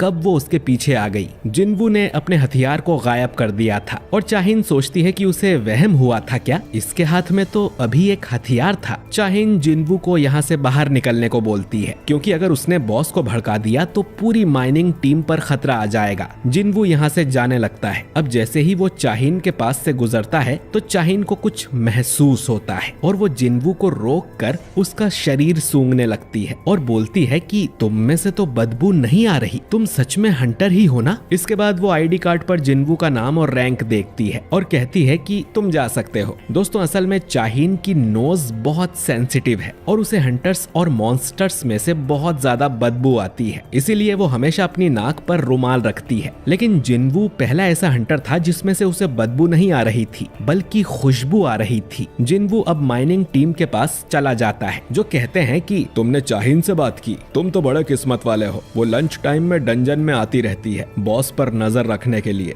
कि कहीं वो बाहर निकल के सभी मजदूरों को मार ना दे, और उसे हंटर्स में से बहुत बदबू आती है, इसीलिए वो अपने साथ रुमाल रखती है। जिनवू अब सोचने लगता है कि उसकी स्मेल बाकी हंटर्स जैसी क्यों नहीं है। बारका ने भी कहा था कि वो बाकी इंसानों से अलग है, शायद वो सिस्टम का प्लेयर है इसीलिए। शाम को जिनवू को उसकी दिहाड़ी मिल जाती है। टीम लीडर जिनवू की तारीफ भी करता है, क्योंकि उसकी वजह से इनका काम जल्दी खत्म हो गया था। वो इतने सालों से ये काम कर रहा है, लेकिन जिनवू जितना मेहनती लड़का उसने नहीं देखा। वो जिनवू को अपनी माइनिंग टीम में जॉब देने को बोलता है। जिनवू इसके लिए मना करता है, क्योंकि वो तो बस ये देखने आया था कि ए रैंक डंजन की रेड कैसी होती है, और 2 दिन बाद उसकी रैंक भी अपडेट होने वाली है। लेकिन लीडर से उसे पता चलता है कि हंटर गिल्ड कल भी एक ए रैंक डंजन में घुसने वाली है, लेकिन कल की स्ट्राइक टीम दूसरी रहेगी। अब ये सुन जिनवू कल भी आने के लिए मान जाता है, जो सुन लीडर खुश हो जाता है और बोलता है कि कल वो बॉस से कहकर जिनवू को डबल पगार दिलवाएगा, क्योंकि जिनवू अकेला 5 लोगों के बराबर काम कर रहा था। रात को चाहिन किसी को कॉल करके उससे जिनवू के बारे में इंफॉर्मेशन मांगती है, जिस पर वो आदमी कहता है कि मिस्टर चोई ने भी कल यही पूछा था, लेकिन जिनवू के बारे में सारी इंफॉर्मेशन एसोसिएशन ने सील कर दी है। इतने लो रैंक वाले हंटर के लिए कभी ऐसा नहीं हुआ था। जिनवू में जरूर कुछ खास है। चाहिन अब सोचती है कि वो इतने सारे हंटर्स से मिली है, लेकिन ये पहली बार है जब उसे किसी हंटर में से इतनी अच्छी खुशबू आई हो। अगले दिन भी जिनवू मजदूरी करने जाता है और और उसे देख माइनिंग टीम के लोग काफी खुश होते हैं। इन्हें देख जिन्वू को अपनी पुरानी टीम की याद आने लगती है। सबसे पहले ये लोग एक सी रैंक के डंजन में खुदाई करते हैं और जिन्वू की वजह से ये काम भी जल्दी हो जाता है। लंच के बाद उन्हें ए रैंक डंजन में जाना था। लीडर फिर से जिन्वू को जॉब का ऑफर देता है कि वो उसे 5 गुना ज्यादा पगार देगा, लेकिन जिन्वू मना कर देता है। तभी इनके पास कैप्टन सॉन की-हून आता है जो कि आज की अटैक टीम का लीडर है। उसे एक आदमी चाहिए था जो कि उनका सामान उठा सके, क्योंकि उसका कूली आज काम पे नहीं आया है। माइनिंग टीम में सभी लोग छोटी रैंक के हैं, तो ए रैंक के डंजन में लड़ाई के समय जाने में उन्हें डर लग रहा था, भले ही उन्हें ज्यादा पैसे क्यों ना मिले। अब जिन्वू हाथ ऊंचा कर कहता है कि वो ये काम करेगा। उसके साथ ही जिन्वू को समझाते हैं कि अंदर ए रैंक वाले मॉन्स्टर होंगे और उसकी जान को खतरा हो सकता है, पर जिन्वू कहता है कि उसे डर नहीं लगता। आज वाला गेट कल जितना खतरनाक नहीं है, इसीलिए इस दूसरी टीम को भेजा गया है। इस टीम में 6 ए रैंक और 3 बी रैंक वाले हंटर्स थे, लेकिन इसमें कोई भी एस रैंक हंटर नहीं था। ये सब लोग अब डंजन के अंदर जाते हैं। जिन्वू महसूस करता है कि इस डंजन की मैजिक पावर कल वाले डंजन से कम है, लेकिन फिर भी उसे कुछ अजीब लग रहा था। अब एक लड़की जिन्वू से कहती है कि तुम्हें डरने की जरूरत नहीं है, कैप्टन और बाकी सभी हंटर्स बहुत स्ट्रॉन्ग हैं। अगर तुम हमारे साथ रहोगे तो तुम्हें कोई खतरा नहीं होगा। ये लड़की टीम की हीलर है। की-हून पहली बार किसी मिशन को लीड कर रहा था। अगर ये रेड कामयाब होती है तो उसे ऑफिशियली इस टीम का कैप्टन बना दिया जाएगा। वो चोई और चाहीन जितना स्ट्रॉन्ग तो नहीं है, लेकिन वो काफी अच्छा ए रैंक हंटर है। अचानक ही इन्हें सामने कुछ दिखता है और ये लोग बिना कहे अटैक करने को रेडी हो जाते हैं। इन पर कुछ जैकल्स यानी सियार हमला करते हैं और ये लोग उन्हें मारने लगते हैं। इन सभी के पास कमाल की मैजिक पावर्स थी, जिनसे ये आराम से उन जैकल्स को हरा देते हैं। अब ये सोचते हैं कि जैकल्स तो सी रैंक के मॉन्स्टर्स हैं, तो ये ए रैंक के डंजन में क्या कर रहे हैं, क्योंकि यहाँ इनके शिकार लायक कुछ भी नहीं है, तो इन्हें तो मर जाना चाहिए था। जिन्वू को अब इनके गले पर पट्टा बंधा हुआ दिखता है, यानी कि इन्हें किसी ने पाला था। तभी इनके सामने कुछ मॉन्स्टर आते हैं जिनका नाम हाई ऑर्क्स है। इन्हें देख सब डर जाते हैं, क्योंकि ये इंटेलिजेंट मॉन्स्टर होते हैं। ये ऑर्क्स अब हंटर पे हमला करने लगते हैं और इनकी पावर बहुत ज्यादा थी। ये ऑर्क्स सीधा ही कमजोर हीलर्स को निशाना बनाते हैं। जादूगर उनसे लड़ते हैं, लेकिन उनके जादू का ऑर्क्स पर असर नहीं हो रहा था। एक लड़की अपने जादू से इन्हें बांधने की कोशिश करती है, लेकिन ये काफी स्ट्रॉन्ग थे तो आराम से छूट जाते हैं। एक जादूगर अपने फायर सोल्जर्स को समन करता है और उन्हें लड़ने को बोलता है। बाकी हंटर भी इन ऑर्क्स से लड़ने की कोशिश कर रहे थे, लेकिन वो इनके सामने कमजोर थे। ये लोग नंबर में भी ऑर्क्स के मुकाबले कम थे। ए रैंक को इनसे लड़ने में दिक्कत हो रही थी, तो बी रैंक तो इनके सामने टिकेंगे ही नहीं। एक ऑर्क अब एक बी रैंक वाले हंटर का हाथ काट देता है। ली नाम की हंटर अपने मैजिक से उस ऑर्क को पकड़ लेती है और हीलर उस हंटर के हाथ को वापस से ठीक कर देती है, लेकिन तभी उसके पीछे एक बड़ा सा ऑर्क आता है और हीलर समझ जाती है कि उसकी मौत पक्की है। लेकिन तभी अचानक उस ऑर्क का गला दबने लगता है और उसकी मौत हो जाती है। हीलर को समझ ही नहीं आता कि ये कैसे हुआ। ये काम असल में जिन्वू ने किया था, जो कि अपनी स्टेल्थ वाली स्किल से गायब हो गया था। इसके बाद वो सभी मॉन्स्टर्स के हाथ पैर पर चाकू से कट मार के उन्हें कमजोर करने लगता है, ताकि हंटर्स उन्हें आराम से हरा पाए। जिन्वू इन लोगों को अपनी पावर दिखाना नहीं चाहता था, लेकिन वो अपने सामने किसी को मरने भी नहीं दे सकता। वो बिना दिखे ही सभी ऑर्क्स को कमजोर कर देता है और हंटर्स उन्हें मार देते हैं। सभी सोचने लगते हैं कि अचानक ही ये ऑर्क्स कमजोर कैसे हो गए थे। उनमें से तो किसी ने ये काम नहीं किया था, पर ये लोग जिंदा बच गए, यही बड़ी बात है। अब इनमें ली नाम की जो लड़की है वो मैजिक कास्टर है, तो जिन्वू ने गायब होके जो कुछ किया वो सब उसने देख लिया था। अब जिन्वू किसी कारण से ही ये बात छुपा रहा होगा। ये सोचकर ली भी किसी को इस बारे में नहीं बताती। हंटर्स अब कैप्टन से पूछने लगते हैं कि उन्हें डंजन में आगे बढ़ना है या यहीं से वापस घर चलें, क्योंकि ये काम उनके बस का तो नहीं है। की-हून अब फैसला लेता है कि उन्हें यहीं से वापस लौट जाना चाहिए, लेकिन वापस जाते समय ये देखते हैं कि गेट पर किसी ने बैरियर लगा दिया था, यानी कि ये अब बाहर नहीं जा सकते हैं। ली कहती है कि वो इस बैरियर को तोड़ सकते जाती है, लेकिन उसे टाइम लगेगा। और इस डंजन में कोई हाई लेवल का मॉन्स्टर है जिसने ये बैरियर लगाया होगा। लेकिन जादूगर जब इस बैरियर को तोड़ने की कोशिश करते हैं तो उनकी हालत खराब हो जाती है। तभी इन सबको भयानक मैजिक पावर महसूस होती है और ये लोग पीछे मुड़कर देखते हैं कि अब तो उन हाई ऑर्क्स की पूरी सेना ही आ गई थी। अगर ये इनसे लड़े तो ये पक्का मारे जाएंगे। ऑर्क्स में से अब एक मॉन्स्टर आगे आता है और कीहून भी उसके पास जाता है। ये ऑर्क अपनी भाषा में इन्हें कुछ कहता है जो कि किसी को समझ नहीं आता। इसके बाद इस ऑर्क को इसका बॉस पजेस कर लेता है और बोलता है कि इंसानों, मेरा नाम करगलगन है और मैं तुमसे मिलना चाहता हूँ।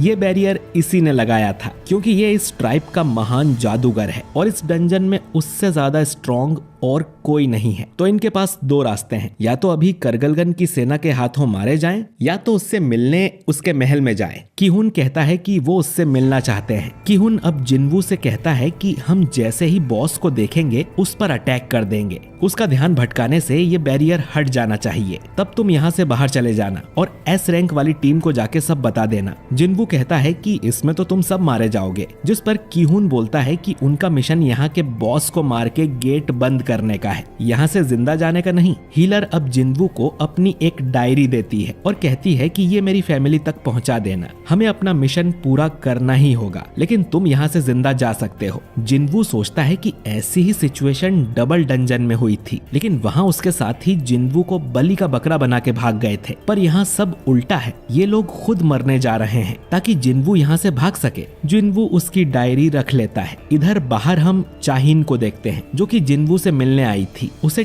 टीम लीडर से पता चलता है कि जिन्वू तो अटैक टीम के साथ कूली बन के डंजन के अंदर गया है। खैर, इन सभी हंटर्स को करगलगन के महल में ले जाया जाता है जहाँ गद्दी पर बैठा करगलगन इनका स्वागत करता है। चाहिन अब सोचती है कि एक ई रैंक का हंटर कूली बन के ए रैंक के डंजन में गया है, उसे अपनी जान प्यारी नहीं है क्या? कल भी जिन्वू बॉस रूम के बाहर खड़ा हुआ था और उसके हाथ में हथियार भी था, उसके साथ जरूर कुछ गड़बड़ है। वो माइनिंग टीम के लीडर से कहती है कि मैं अंदर जा रही हूँ, लेकिन वो यहाँ खाली हाथ ही आ गई थी। तो वो माइनिंग टीम के लीडर से कोई हथियार मांगती है और वो अपनी खुदाई वाली गेती उसे पकड़ा देता है। चाहिन बोलती है कि इसके अलावा और कुछ नहीं है क्या, जैसे तलवार या भाला? लीडर बोलता है कि हम मजदूर हैं मैडम, हमारे पास ये सब कहाँ से आएगा, एक फावड़ा और है चाहिए हो तो। चाहिन कहती है कि रहने दो और खाली हाथ ही अंदर जाने लगती है, लेकिन फिर मुड़कर वापस आती है और लीडर से वो गेती ले लेती है कि ये खाली हाथ जाने से तो अच्छा है। इधर महल के अंदर ढेर सारे हाई ऑर्क्स थे, अगर ये डंजन से बाहर निकल गए तो आराम से पूरे शहर को तबाह कर देंगे। खासकर इनमें 4 ऐसे हाई ऑर्क्स थे जिनका ऑरा बाकियों से काफी अलग था। कीहून सोचता है कि हमें डंजन बॉस को हराकर इस गेट को बंद करना ही होगा। अब बॉस करगलगन कहता है कि तुम मुझसे डर गए क्या इंसान? ऐसा कहकर वो अपना मास्क हटाता है और फिर हंटर्स को उसमें से खतरनाक मैजिक पावर महसूस होती है। उसके मुकाबले तो ये हंटर्स 3rd क्लास जादूगर भी नहीं थे। कीहून पूछता है कि तुम हमें यहाँ पर क्यों लेकर आए हो, जिस पर करगलगन कहता है कि तुम सब बस एंटरटेनमेंट हो, मैं तुम सभी को एक एक करके तड़पा तड़पा के मारूंगा और खाऊंगा, जिससे मेरी सेना का भी टाइम पास होगा। कीहून सोचता है कि हम इनके लिए बस टाइम पास हैं। तभी बॉस की नजर जिन्वू पर जाती है और वो सोचता है कि इन इंसानों के बीच में ये कौन आ गया है। कीहून अब अपनी टीम से चिल्लाकर कहता है कि हमला करो, लेकिन उसकी टीम के लोग इतने डर गए थे कि कोई भी आगे नहीं आता। कीहून अकेला ही बॉस की तरफ भागता है, लेकिन बॉस के सामने एक शील्ड थी जिस पर कीहून खरोच भी नहीं मार पाता। इसके बाद बॉस ग्रेविटेशनल मैजिक का यूज करता है और कीहून को ऊपर उठाकर जमीन में घुसेड़ देता है और किसी रबर की बॉल की तरह उसे बार बार ऊपर नीचे पटकने लगता है। अब अचानक ही जिन्वू कीहून को कैच करता है और कहता है कि ये डंजन खाली करना आप हंटर्स का काम है, मैं इसमें दखल नहीं दे सकता, लेकिन अब पूरी टीम ही खतरे में है, तो क्या मैं इन सभी मॉन्स्टर्स को मार सकता हूँ? इतना कह के वो एक ऑर्क को अपने मैजिक से हवा में उड़ा देता है। कीहून बोलता है कि प्लीज इन्हें मार दो क्योंकि हमसे तो कुछ होगा नहीं। बॉस कहता है कि ज्यादा उड़ो मत, तुम इतने भी स्ट्रॉन्ग नहीं हो। जिन्वू बोलता है कि सही कहा, तुमसे ज्यादा स्ट्रॉन्ग बॉस का सामना अब तक मैंने नहीं किया है, हम दोनों में फर्क सिर्फ इतना है कि मैं तुम्हें हरा दूंगा। इतना कहकर जिन्वू अपनी शैडो आर्मी को समन कर लेता है, जो देख सब हैरान थे। इधर डंजन के बाहर जिनचुल भी आ जाता है। वो देखने आया था कि जिन्वू यहाँ पर मजदूरी क्यों कर रहा है, वो भी 2 दिनों तक। वो लीडर से पूछता है कि हंटर जिन्वू कहाँ पर है। अब ये सुन एक मजदूर कहता है कि मैं जानता था उस लड़के में कुछ गड़बड़ है, उसने मुझे इतने डरावने तरीके से देखा था जैसे कि मुझे खा जाएगा। क्या? लीडर बताता है कि जिन्वू तो गेट के अंदर गया है कूली बन के। जिनचुल मन में सोचता है कि एस रैंक बनने के बाद से ही उस पे नजर रखी जा रही है। लीडर पूछता है कि जिन्वू आखिर कौन है, तो जिनचुल कहता है कि कल न्यूज देख लेना, पता चल जाएगा। लीडर बताता है कि चाहिन भी जिन्वू को पूछते हुए आई थी और गेट के अंदर गई थी। तभी गेट में से इन्हें काफी अजीब ऑरा महसूस होता है और जिनचुल अपनी टीम से कहता है कि इस गेट का मैजिक पावर फिर से चेक करो। अंदर चाहिन को उन सब हाई ऑर्क्स की लाशें मिलती हैं जिन्हें किहून की टीम ने मारा था। चाहिन समझ गई थी कि टीम की जान खतरे में है और वो डंजन बॉस की तरफ जाने लगती है। इधर बॉस कहता है कि मेरी इतनी बड़ी सेना के सामने तुम्हारी ये छोटी सी आर्मी क्या कर लेगी। जिन्वू अब अपनी आर्मी के आसपास एक मोनार्क डोमेन बना लेता है। ये एक नई स्किल है जो उसने डीमन कैसल में लेवल 70 पास करने पर सीखी थी। इस डोमेन के अंदर उसकी शैडो आर्मी को पावर बफ मिलता है। उसके शैडो सोल्जर्स भी डीमन कैसल की लड़ाई में स्ट्रॉन्ग हो गए हैं। बाकी हंटर्स सोच रहे थे कि यहाँ चल क्या रहा है। एक अच्छा जादूगर भी बस 2 सोल्जर्स को समन कर सकता है, इतनी ज्यादा पावर एक इंसान में कैसे हो सकती है। अब बॉस की सेना शैडो आर्मी पर अटैक कर, लेकिन जिन्वू की आर्मी ज्यादा स्ट्रॉन्ग थी। आयरन और इग्रिस तो अकेले ही 10-10 मॉन्स्टर्स को मार रहे थे और जिन्वू खुद भी इन्हें गाजर मूली की तरह काट देता है। हंटर टीम सोचती है कि ये तो चाहिन जितना स्ट्रॉन्ग है, ये कूली का काम क्यों कर रहा था। बॉस अब फायर ड्रैगन वाला मैजिक कर जिन्वू के कुछ सोल्जर्स जला देता है और कहता है कि तुम्हारे सोल्जर्स बस कठपुतली हैं। जिन्वू कहता है कि वो अपनी शैडो आर्मी को जितनी बार चाहे उतनी बार फिर से जिंदा कर सकता है। बॉस अब एक बड़ी सी शील्ड जिन्वू को दे मारता है, लेकिन वो उससे बच जाता है। फिर बॉस ग्रेविटेशनल मैजिक का यूज कर इन पे पत्थर की बारिश कर देता है और कहता है कि फिर मैं तुम्हारी शैडो आर्मी को तब तक मारता रहूंगा जब तक तुम्हारी मैजिक पावर खत्म ना हो जाए। वो फिर से फायर वाला मैजिक करता है और शैडो आर्मी को जला देता है। किहून की टीम तो बस इधर उधर भागती फिर रही थी। जिन्वू समझ गया था कि अपनी मैजिक पावर का यूज कर बॉस जिन्वू को उससे दूर रखने की कोशिश कर रहा है। इधर जिनचुल को पता चलता है कि इस डंजन की मैजिक पावर एस रैंक के बहुत ही करीब है। जिनचुल कहता है कि मास्टर ऑफ हंटर्स को कांटेक्ट करो, हमें अटैक टीम की हेल्प करने अंदर जाना होगा। इधर नंबर में बॉस की सेना ज्यादा थी और शैडो आर्मी पर भारी पड़ रही थी। जिन्वू की मैजिक पावर जल्द ही खाली हो जाएगी और वो अकेला ही बचेगा। जिन्वू अब अपनी इन्वेंट्री में से एक माना बॉटल निकाल के अपनी मैजिक पावर बढ़ा लेता है और फिर अराइज कहकर मरे हुए मॉन्स्टर्स को भी अपनी शैडो आर्मी में भर्ती कर लेता है। जिन्वू कहता है कि वो जल्द ही डंजन बॉस को भी अपनी शैडो आर्मी में शामिल कर लेगा और उसे अपना कटप्पा बना लेगा। ये सुनकर बॉस की भी थोड़ी फट जाती है और वो सोचता है कि कहीं ये वो तो नहीं बाहुबली, लेकिन इसमें भी कुछ ग्लिच होता है और हमें पूरी बात सुनने को नहीं मिलती। बॉस आगे कहता है कि अगर ये सच में वो है तो मैं यहाँ क्या कर रहा हूँ। जब से मैंने आंखें खोली है मुझे सिर्फ एक ही कमांड सुनाई देती है, इंसानों को मारो, और वो इसी का पालन करेगा। बॉस अब अपने 4 सेनापति को भी हमला करने का ऑर्डर देता है। इधर चोई को पता चलता है कि जिस गेट में किहून अपनी टीम लेके गया था वो तो एस रैंक के बराबर है और अगर उसके मॉन्स्टर्स गेट से बाहर निकल आए तो जेजू आइलैंड वाला कांड फिर से हो जाएगा। लेकिन इनके पास अब भी टाइम है गेट के अंदर जाके सभी मॉन्स्टर्स को मारने का। अगर कुछ गड़बड़ हुई तो इन्हें व्हाइट टाइगर गिल्ड और फील्ड गिल्ड को भी मदद के लिए बुलाना पड़ेगा। इधर बॉस के सेनापति आयरन टैंक और इग्रिस से लड़ रहे थे और वो लोग आराम से इनकी बैंड बजा देते हैं। हंटर भी इनकी मदद करने का सोचते हैं तो बॉस उन्हें अपने जादू से घायल कर देता है और कहता है कि बच्चों बड़ों की लड़ाई से दूर रहो। बॉस अब खुद लड़ने नीचे आता है और जिन्वू पर अपने जहर वाले जादू से अटैक करता है, लेकिन जहर और कर्स वाले जादू का जिन्वू पर कोई असर ही नहीं होता। वो अब अपने 2 जादूगरों को बुलाकर एक बड़ा सा आग का गोला बॉस की तरफ फेंकता है जो कि उसकी शील्ड को तोड़ता हुआ सीधा उसके मुंह पे जाके लगता है। चाहिन आके देखती है कि यहाँ ये चल क्या रहा है। हंटर्स की टीम तो किहून को हील करने में लगी हुई थी। बॉस अब अपने जादू से बहुत बड़ा हो जाता है और जिन्वू को कुचलने की कोशिश करता है, लेकिन जिन्वू तुरंत ही वहां से हट जाता है और बोलता है कि मुझे जायंट्स पसंद नहीं है। बॉस अपने आग वाले जादू से अटैक करता है जिसमें शैडो आर्मी के साथ अपनी सेना भी जला देता है, लेकिन जिन्वू को तो खरोच भी नहीं आती और वो अपना डैगर बॉस की आंख में घुसा देता है। बॉस एक जादूगर है तो अपनी सेना के बिना वो कमजोर है और एक लड़ाई वाला हंटर आराम से जादूगर को हरा सकता है। बॉस फिर से जिन्वू पर आग से हमला करता है पर जिन्वू बच जाता है। उसके डैगर वाले हमले से बॉस को ज्यादा चोट नहीं आई थी तो वो एक बड़ी किसी चेन से बॉस को बांध देता है और नीचे गिरा देता है। अब तक जिनचुल भी यहाँ आ चुका था। वो चाहिन से कहता है कि वो यहाँ अटैक टीम की मदद करने आया था, पर अब जिनवू को देख लगता है कि उन्हें आने की जरूरत ही नहीं थी। चाहिन समझ जाती है कि जिनवू जरूर कोई टॉप टियर फाइटर है जिसे जिनचुल भी जानता है। वो पूछती है कि आखिर ये हैंडसम नौजवान बाहुबली है कौन? जिनचुल कहता है कि मुझे भी ज्यादा नहीं पता। खैर, जिनवू ने बॉस के 4 सेनापति भी अपनी शैडो आर्मी में शामिल कर लिए थे। बॉस चिल्लाता है, कुछ भी हो जाए मैं झुकेगा नहीं साला। करगलगन नाम सुन के चोमू समझा क्या? फायर है मैं।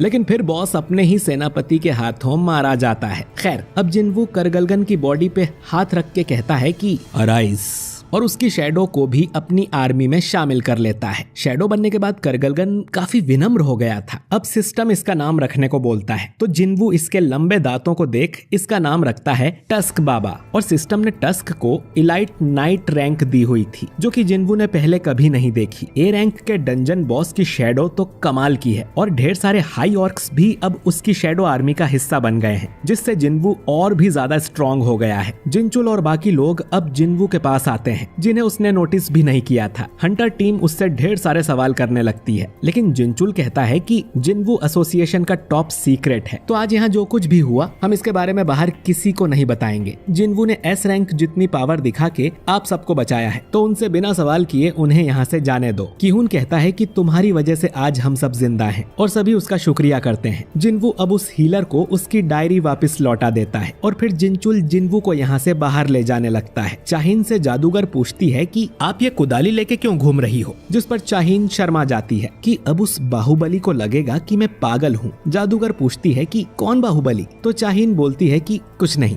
किहुन अब ये सारी बातें चोई को बता देता है, और चोई उससे पूछता है कि मुझमें और जिनवू में ज्यादा स्ट्रॉन्ग कौन होगा। किहुन पूछता है कि क्या एक ए रैंक हंटर को आप अकेले हरा सकते हो बिना किसी सपोर्ट के। चोई कहता है कि नहीं, शायद उसका नाम फालतू में ही अल्टीमेट हंटर रखा है। खैर, किहुन भी अब चाहता था कि चोई जिनवू को उनकी गिल्ड में भर्ती कर ले। खैर, अगले दिन जिनवू जिन्हो से मिलने जाता है, और जिन्हो उसे बताने लगता है कि उसके बाप ने क्या शर्त रखी है। इसी समय हम हंटर एसोसिएशन के बाहर होती है, जहाँ ढेर सारे न्यूज रिपोर्टर्स आए थे। असल में आज ली मिनसुंग नाम के आदमी की रैंक चेक होनी थी, और उसी ने इन सब लोगों को यहाँ बुलाया था, क्योंकि वो एक फेमस एक्टर है। तभी बेक और चोई भी यहाँ पर आते हैं और सोचते हैं कि आज यहाँ इतनी भीड़ क्यों है। रिपोर्टर्स इनसे पूछने लगते हैं कि क्या आप यहाँ मिनसुंग को अपनी गिल्ड में भर्ती करने आए हैं, लेकिन इन्हें तो पता भी नहीं था कि मिनसुंग है कौन। ये तो यहाँ जिनवू के लिए आए हैं। चोई कहता है कि मिनसुंग ने तो पहले ही फील्ड गिल्ड को साइन कर लिया है, मैं तो यहाँ किसी और के लिए आया हूँ। जो सुन सभी रिपोर्टर्स निराश हो जाते हैं। बेक को भी पता चल गया था कि कैसे जिनवू ने उसके हंटर्स को बचाया है, जिस पर चोई कहता है कि कम से कम हमारा कोई हंटर मरा तो नहीं, जैसे रेड गेट में तुम्हारा किहुन मरा था। खैर, ये दोनों जिनवू को अपनी गिल्ड में भर्ती करना चाहते हैं और आपस में बहस करने लगते हैं। तभी यहाँ पर लिम ग्यू नाम का आदमी आता है, जो कि असल में फील्ड गिल्ड का मास्टर है, और इनसे पूछता है कि तुम लोग भी मिनसुंग को भर्ती करने आए हो क्या। जिस पर दोनों गुस्से में कहते हैं कि अरे मिनसुंग या पिनसुंग हो, हम उसके लिए नहीं आए। तभी जिनवू भी यहाँ आ जाता है, क्योंकि आज ऑफिशियली उसे एस रैंक मिलने वाली है। मिनसुंग अब प्रेस वालों से कहता है कि मेरे अंदर हंटर की पावर अवेकन हुई है, और अब मैं अंदर जाके अपनी रैंक चेक करवाऊंगा और फील्ड गिल्ड के लिए काम करूंगा। प्रेस वाले पूछते हैं कि आप एक्टिंग करना छोड़ देंगे क्या और फुल टाइम हंटर बन जाएंगे। अब मिनसुंग मन में सोचता है कि बिल्कुल भी नहीं। असल में उसने अपनी रैंक पहले ही चेक करवा ली थी, जो कि ए रैंक है। वो सिर्फ 2 साल के लिए फील्ड गिल्ड में रहेगा और फिर वापस एक्टिंग करियर में लौट आएगा। असल में मिनसुंग पर काफी इल्जाम लगे हुए हैं, तो 2 साल में लोग उन्हें भूल जाएंगे और मिनसुंग की इमेज क्लीन हो जाएगी। तभी जिनवू अंदर जाने लगता है, लेकिन मिनसुंग का मैनेजर उसे रोक लेता है कि अभी सर का इंटरव्यू चल रहा है, बाद में आना। तभी एसोसिएशन के चेयरमैन गोगन ही बाहर आते हैं और कहते हैं कि जिनवू मेरा मेहमान है, और उसने मिनसुंग को मना भी किया था कि इस टाइम प्रेस कॉन्फ्रेंस मत करना। खैर, वो जिनवू को लेकर अंदर चले जाते हैं। मिनसुंग सोचता है कि उस लड़के ने मेरा इंटरव्यू खराब कर दिया। अब वो भी अंदर जाने लगता है, तो जिनचुल गेट पर ही उसे रोक लेता है कि अभी किसी और की रैंक चेक की जा रही है, तो तुम बाहर ही इंतजार करो। मिनसुंग उससे कहता है कि तुम जानते हो ना कि मैं कौन हूँ, अभी खड़े खड़े तुम्हें नौकरी से निकलवा सकता हूँ। जिनचुल बोलता है कि मैं नहीं जानता तुम कौन हो, लेकिन ज्यादा परेशान करोगे तो अच्छा नहीं होगा। इधर जिनवू देखता है कि चोई और बेग भी अंदर उसके लिए खड़े हैं। आखिर 2 साल के बाद देश को एक एस रैंक हंटर मिला है। खैर, अब जिनवू से पूछा जाता है कि वो किस तरह की पावर्स यूज कर सकता है। अब जिनवू तुरंत ही एक शैडो सोल्जर को समन करता है। गन ही बोलते हैं कि मैंने तुम्हारी रिपोर्ट पढ़ी है, तुम इससे भी ज्यादा कर सकते हो ना।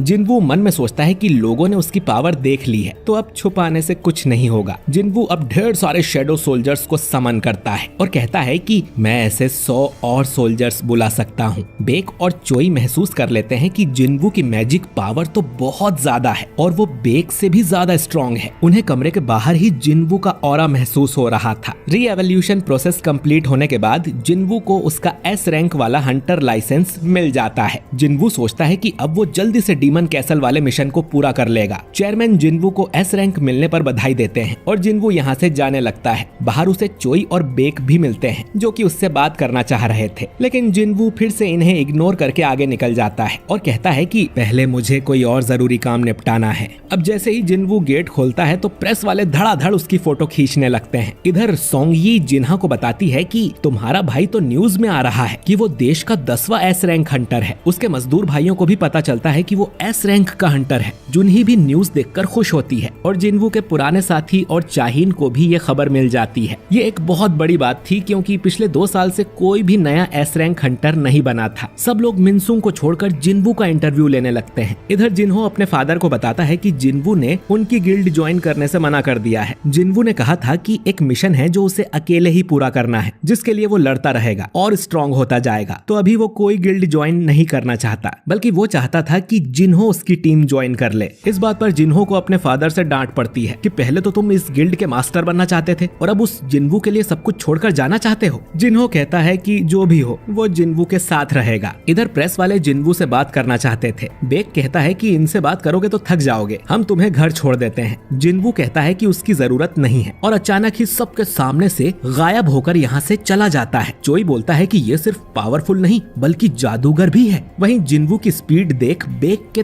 तोते उड़ गए थे। जिनवू को अब अच्छा गियर खरीदना था तो वो हंटर्स ऑक्शन में जाता है। उसे एक ऐसा आर्टिफैक्ट चाहिए था जो कि फायर वाले अटैक से उसकी रक्षा करे। इस काम के लिए मैनेजर उसे एक क्लॉक दिखाता है जो कपड़ों के ऊपर पहनते हैं, लेकिन उसकी कीमत देख जिनवू की हालत खराब हो जाती है और वो कहता है कि थोड़ा कम करो भैया, रोज आपके यहाँ से कपड़े लेता हूँ। मैनेजर कहता है कि हमारे स्टोर का प्राइस फिक्स है, लेकिन अगर आप यहाँ का ग्लास तोड़ सको तो हम आपको ये प्रोडक्ट फ्री में दे देंगे, क्योंकि ये ग्लास मैजिक से बनाए गए थे इन कीमती आर्टिफैक्ट्स की प्रोटेक्शन के लिए। जिनवू अब ग्लास तोड़ने को तैयार हो जाता है तो मैनेजर कहता है कि अरे सर, मैं तो मजाक कर रहा था, ग्लास को छुआ भी तो सिक्योरिटी अलार्म बज जाएगा। जिनवू कहता है कि उसे चाकू टाइप कोई हथियार चाहिए, तो एक दूसरा मैनेजर उसे अपने साथ ले जाता है। ये आदमी देखता है कि जिनवू ने तो कांच को छुआ भी नहीं था और फिर भी उसमें क्रैक आ गया था। इधर जिनवू को एक चाकू पसंद आता है, लेकिन वो बहुत महंगा था। अब जिनवू अपना डैगर मैनेजर को दिखाता है और कहता है कि इसकी कीमत क्या होगी। मैनेजर कहता है कि इसकी कीमत कम से कम 100 मिलियन होगी। जो सुन जिनवू हैरान हो जाता है क्योंकि ये डैगर उसने सिस्टम से खरीदा था, वो भी बहुत सस्ते में। यानी सिस्टम से मिले आइटम असली दुनिया में बहुत कीमती होते हैं। वो सोच रहा था कि इन आइटम्स को बेचकर आर्टिफैक्ट्स खरीद लूंगा, लेकिन अब उसका मन बदल जाता है। इधर बेक सोच रहा था कि जिनवू दिन पर दिन इतना स्ट्रॉन्ग कैसे होता जा रहा है। उसकी सेकंड अवेकनिंग तो काफी टाइम पहले हुई थी, तो उसकी पावर्स बढ़ती कैसे जा रही हैं? कहीं ऐसा तो नहीं कि उसकी सेकंड अवेकनिंग हुई ही ना हो और वो किसी दूसरे तरीके से लेवल अप कर रहा है। इधर जिना देखती है कि आखिरकार मीडिया वाले उनके घर के सामने से चले गए थे। जिनवू उसे बताता है कि वो फिर से 1 हफ्ते के लिए बाहर जा रहा है। तभी इनके घर की घंटी बजती है। ये जिन्हो था जो कि अपनी बोरिया बिस्तर लेकर जिनवू के पास आ गया था। जिनवू अब जिना से कहता है कि मैं इसके साथ 1 हफ्ते के लिए काम से जा रहा हूँ। उस रात को जिन्हो जिनवू के कमरे में ही सोता है। जिनवू को जिना की चिंता हो रही थी कि जब वो बाहर जाए तो कोई उस पे हमला न कर दे, तो उसकी रक्षा के लिए जिनवू फैंग यानी टस्क के 4 गार्ड्स को समन करता है और देखता है कि ये तो 3 ही थे। फिर उसे याद आता है कि चौथे को तो उसने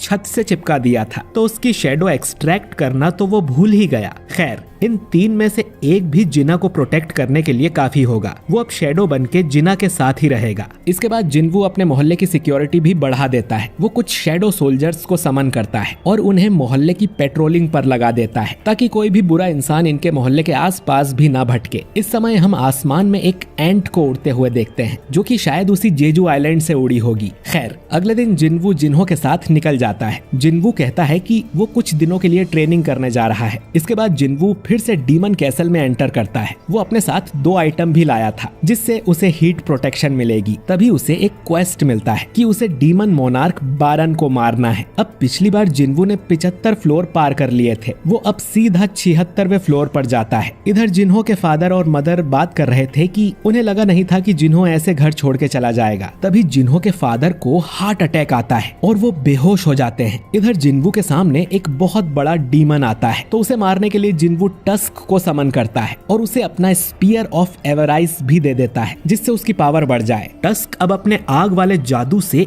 एक झटके में ही उस डीमन को राख बना देता है, जो देख जिन्वू भी हैरान था। इधर जिन्हो के फादर म्योनघान को हॉस्पिटल में होश आ गया था। उन्हें एटर्नल स्लम्बर नाम की बीमारी हुई थी। इस बीमारी वाला इंसान एक बार सोता है तो फिर कभी नहीं जागता। डॉक्टर पूछता है कि आपके आसपास कोई हंटर रहता है क्या, क्योंकि कुछ लोगों का शरीर मैजिक पावर को सहन नहीं कर पाता और इन्हें ये बीमारी लग जाती है। म्योनघान बताता है कि मेरा बेटा हंटर है। डॉक्टर कहता है कि अभी पक्का नहीं है कि उसे ये बीमारी कैसे लगी होगी। म्योनघान मन में सोचता है कि मैजिक पावर से भरी इस दुनिया में मेरा शरीर ही मैजिक पावर सहन नहीं कर पाया, यानी इस दुनिया ने उसे रिजेक्ट कर दिया है। दूसरी तरफ हम 2 हंटर्स को देखते हैं जो कि समुद्र किनारे घूम रहे थे और अचानक ही इनके सामने वो एंट आ जाता है जो कि जेजू आइलैंड से उड़ा था। इधर जिन्वू ने अपने सोल्जर्स को 6 टीम में बांट दिया था और सभी को अलग अलग काम पे लगा दिया था। उसने उन सभी को 2 ऑर्डर्स दिए थे, हर टीम अलग अलग तरह से काम करेगी और जो भी दुश्मन सामने आएगा उसे मार देगी और जैसे ही अगले फ्लोर का परमिट मिलेगा तो मुझे आके बताएगी।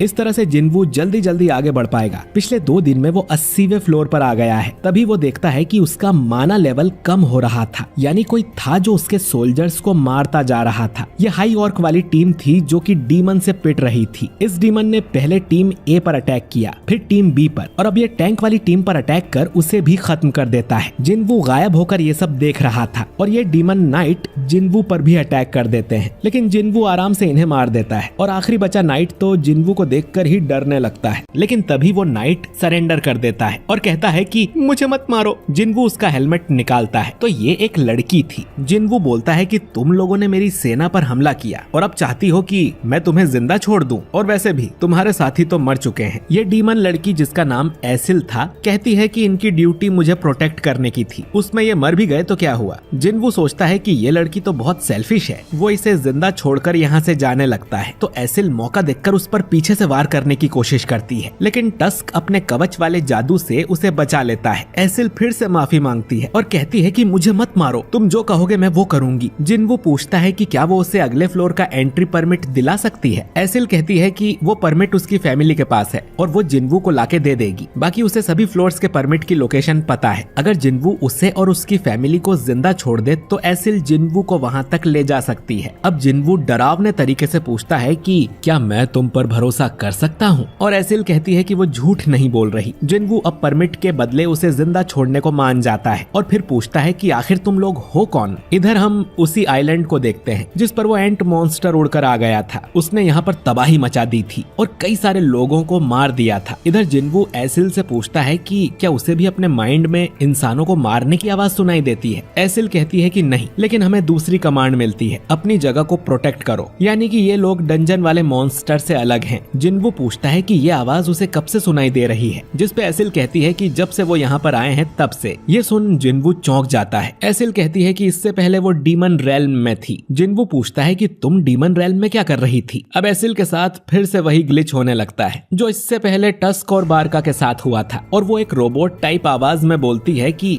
हम युद्ध की तैयारी कर रहे हैं, एक ऐसे दुश्मन के लिए जो इतना स्ट्रॉन्ग है कि उससे लड़ने के लिए सभी डीमंस को एकजुट होना पड़ेगा। इसके बाद एसिल कहने लगती है कि ये जानकारी नहीं दी जानी चाहिए, और बेहोश हो जाती है। जिन्वू समझ जाता है कि वो इससे आगे सवाल नहीं पूछ सकता। दूसरी तरफ हम हंटर एसोसिएशन की मीटिंग को देखते हैं जिसमें जिनचुल बताता है कि एक एंट मॉन्स्टर ने जापान के पास एक छोटे से आइलैंड पर हमला कर दिया है जिसमें 294 लोगों की जान गई है। 108 हंटर इससे लड़ने भेजे गए थे, जिनमें 4 ई रैंक हंटर, एक सी रैंक हंटर और एक बी रैंक हंटर मारे गए। आखिर में एक ए रैंक हंटर ने इस एंट को मार डाला, यानी कि इस एंट मॉन्स्टर की पावर ए रैंक जितनी थी। गन ही कहता है कि ये आइलैंड जेजू आइलैंड से 120 किलोमीटर दूर था। अगर वो एंट्स अच्छे से उड़ना सीख गई तो हमारे देश तक भी पहुंच सकती है। हमें हाई अलर्ट पर रहना होगा और तुरंत ही चौथे जेजू आइलैंड रेड मिशन की तैयारी की जाए। इधर एसिल को होश आ गया था और वो जिन्वू को अपने फैमिली कैसल के पास ले जाती है जिसके अंदर उसे परमिट मिलेगा। एसिल के फादर जिन्वू को देखकर डर जाते हैं क्योंकि उन्हें जिन्वू की शैडो में पूरी सेना दिखाई दे रही थी। जिन्वू कहता है कि मैंने एसिल से प्रॉमिस किया है कि अगर मुझे परमिट मिल गया तो किसी को नुकसान नहीं पहुंचाऊंगा। एसिल का फादर मन में सोचता है कि इस आदमी ने वल्कन और मेटस को मारा है, यानी कि हम तो इसके सामने बहुत कमजोर हैं। एसिल का फादर अब जिन्वू को परमिट दे देता है और तुरंत यहाँ से निकल जाने को बोलता है। जिन्वू कहता है कि वो कुछ देर के लिए उनकी बेटी को भी अपने साथ ले जाना चाहता है, एक गाइड की तरह, क्योंकि उसे बाकी के फ्लोर्स के परमिट की लोकेशन भी पता है और वो उसकी सेफ्टी की गारंटी भी देता है। तो एसिल का फादर मान जाता है। इस तरह से जिन्वू 90 फ्लोर तक पहुंच जाता है। इग्रिस और टैंक भी लेवल अप होके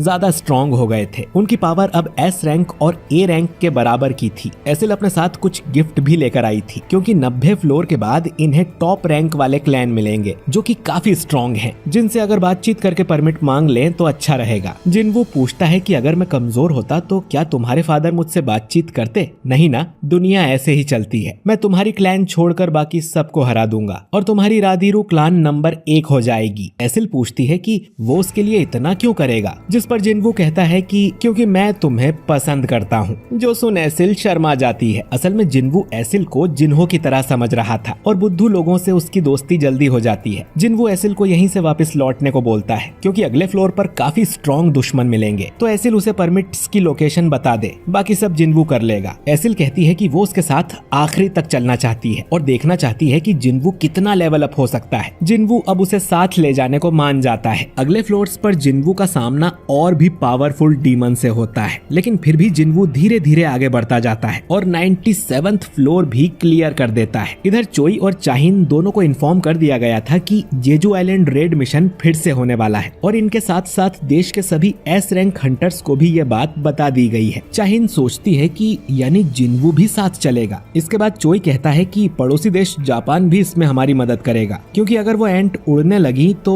उन्हें भी खतरा हो सकता है। तो उन सबको मिलकर इस खतरे को जड़ से खत्म करना होगा। मिशन का बैटल प्लान डिस्कस करने के लिए एक अल्ट्रा गिल्ड का हंटर उनके देश में आने वाला है। इधर जिन्वू 100वें यानी कि आखिरी फ्लोर पर पहुंच गया था, जहां उसका सामना होता है डीमन लॉर्ड बारन से, जो कि एक व्हाइट ड्रैगन पर बैठा हुआ था और इसका ऑरा बहुत ही पावरफुल था। बारन अब अपनी डीमन आर्मी को बुलाता है जो जिन्वू और एसिल को चारों तरफ से घेर लेती है और ये डीमन इन पर हमला करने भागते हैं। जिन्वू अपने आसपास डोमेन बना लेता है और उसकी शैडो आर्मी बाहर निकलकर इस डीमन आर्मी से लड़ने लगती है। टस्क तो अपने जादू से अकेले ही सैकड़ों डीमंस को जला देता है। उसकी ये पावर देख एसिल हैरान थी। वो सोचती है कि डीमन मोनार्क बारन यहाँ का राजा है और जिन्वू बस एक घुसपैठिया, तो उसे किसकी साइड रहना चाहिए। बारन अब आसमान से खतरनाक बिजली गिराता है जिसमें एसिल भी मरने वाली थी, लेकिन जिन्वू उसे बचा लेता है। जिन्वू सोचता है कि अगर इस अटैक से उसके सोल्जर्स बार बार मरते रहे तो उसका माना जल्द ही खत्म हो जाएगा, तो उसे जल्दी बारन को मारना पड़ेगा। वो गायब होकर बारन के पास जाता है, लेकिन बारन फिर भी उसका अटैक रोक लेता है और एक पावरफुल लेजर से जिन्वू पर हमला करने लगता है। जिन्वू अब टस्क और इग्रिस को मदद के लिए बुलाता है। टस्क अपने जादू से उस लेजर को रोकता है और इतनी देर में जिन्वू अपने डैगर से उस व्हाइट ड्रैगन की गर्दन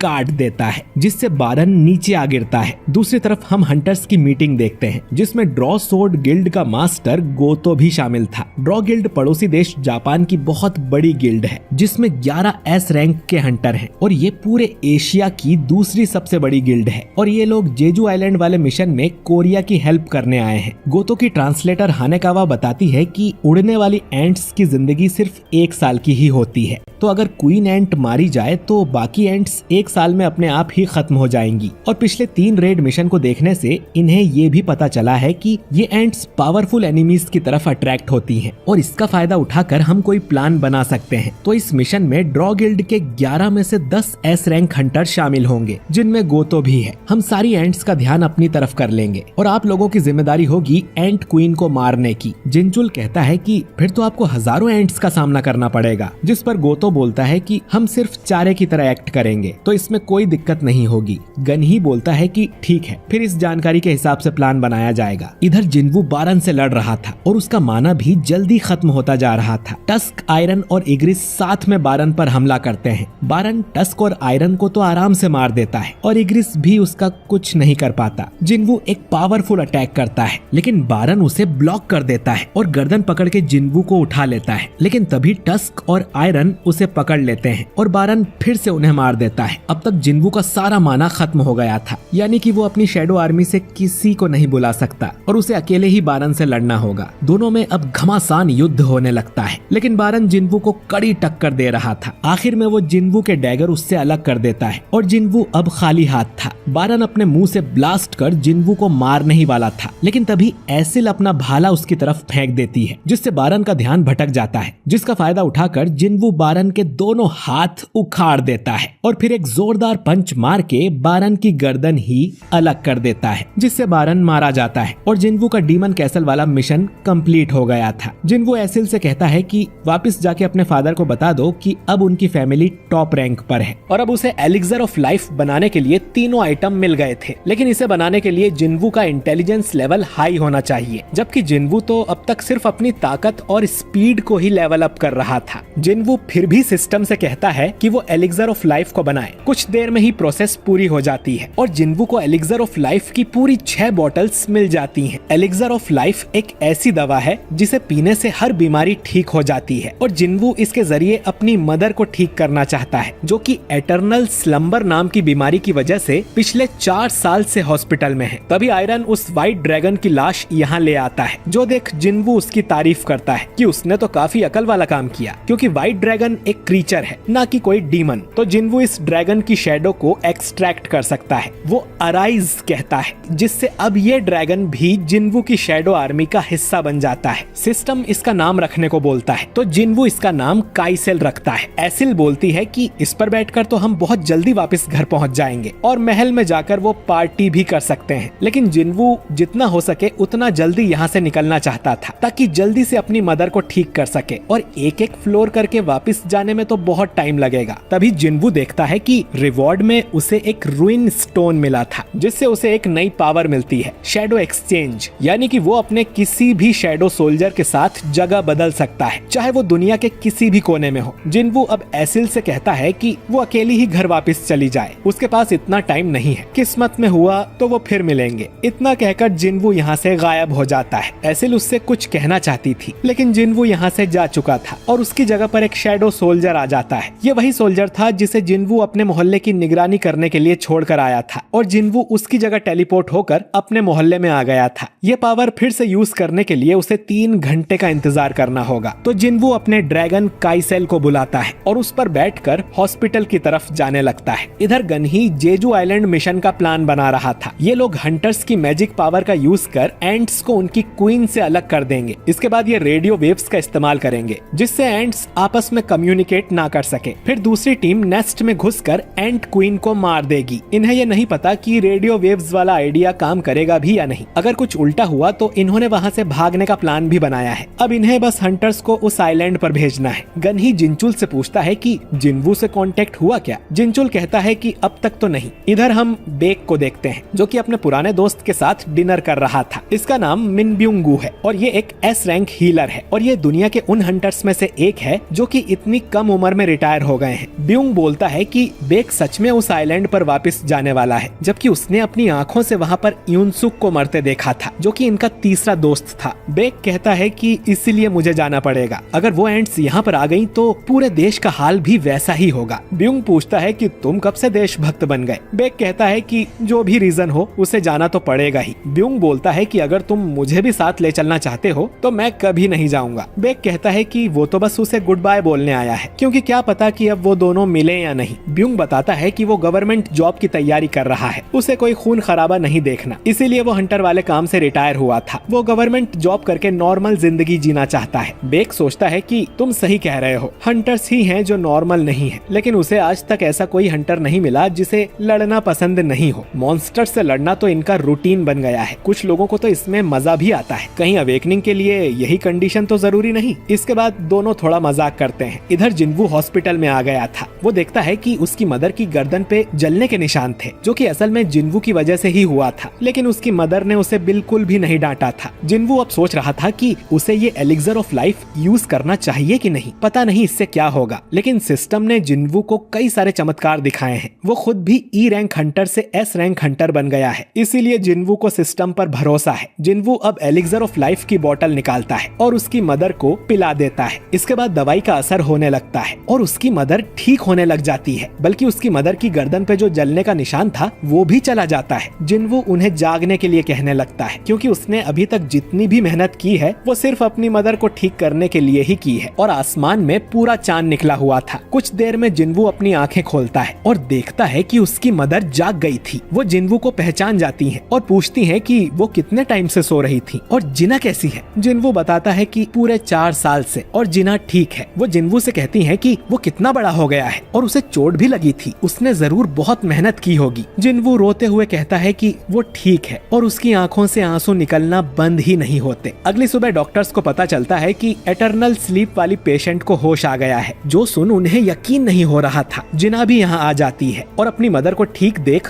रोते हुए उन्हें गले लगा लेती है। जिन्वू सोचता है कि उसकी सारी मेहनत रंग लाई और उसे असली रिवॉर्ड अब मिला है। दूसरी तरफ गन ही एक प्रेस कॉन्फ्रेंस बुलाते हैं और सबको बताते हैं कि hunter association 4th Jeju island raid mission करने जा रहा है। इस मिशन में न सिर्फ हमारे देश के एस रैंक हंटर शामिल होंगे, बल्कि जापान से भी 10 एस रैंक हंटर आने वाले हैं। ए रैंक और उससे नीचे वाले हंटर्स भी सपोर्ट के लिए इस मिशन में हिस्सा लेंगे और इस बार हम जरूर उन एंट्स का सफाया कर देंगे। ये न्यूज देख के ब्यूंग को याद आता है कि कैसे वो और यूनसुक जेजू आइलैंड पर जाने से डर रहे थे, पर यूनसुक ने कहा था कि जो लोग लड़ नहीं सकते वो तो और भी ज्यादा डर रहे होंगे, तो इस काम को सिर्फ हम ही पूरा कर सकते हैं, वरना ये देश एंट्स का नेस्ट बन जाएगा। तभी बेक नींद में बड़बड़ाता है कि मैं उन चींटियों को अपने हाथों से कुचल दूंगा। खैर, शायद ब्यूंग का भी मिशन पर जाने का मन हो रहा था। इधर जिन्वू और जिना अपनी मदर को घर ले आते हैं, जो कि पूरा बिखरा हुआ पड़ा था, क्योंकि जिन्वू गया है तब से जिना ने बिल्कुल भी सफाई नहीं की। ये तीनों मिलकर अब घर की सफाई करने लगते हैं। अपने घर को पहले जैसा देख जिन्वू बहुत खुश था, लेकिन उसे पता नहीं क्यों काफी अजीब लग रहा था, जैसे कि उसने कोई लाइन क्रॉस कर दी हो जो उसे नहीं करनी चाहिए थी। उसकी मदर क्यों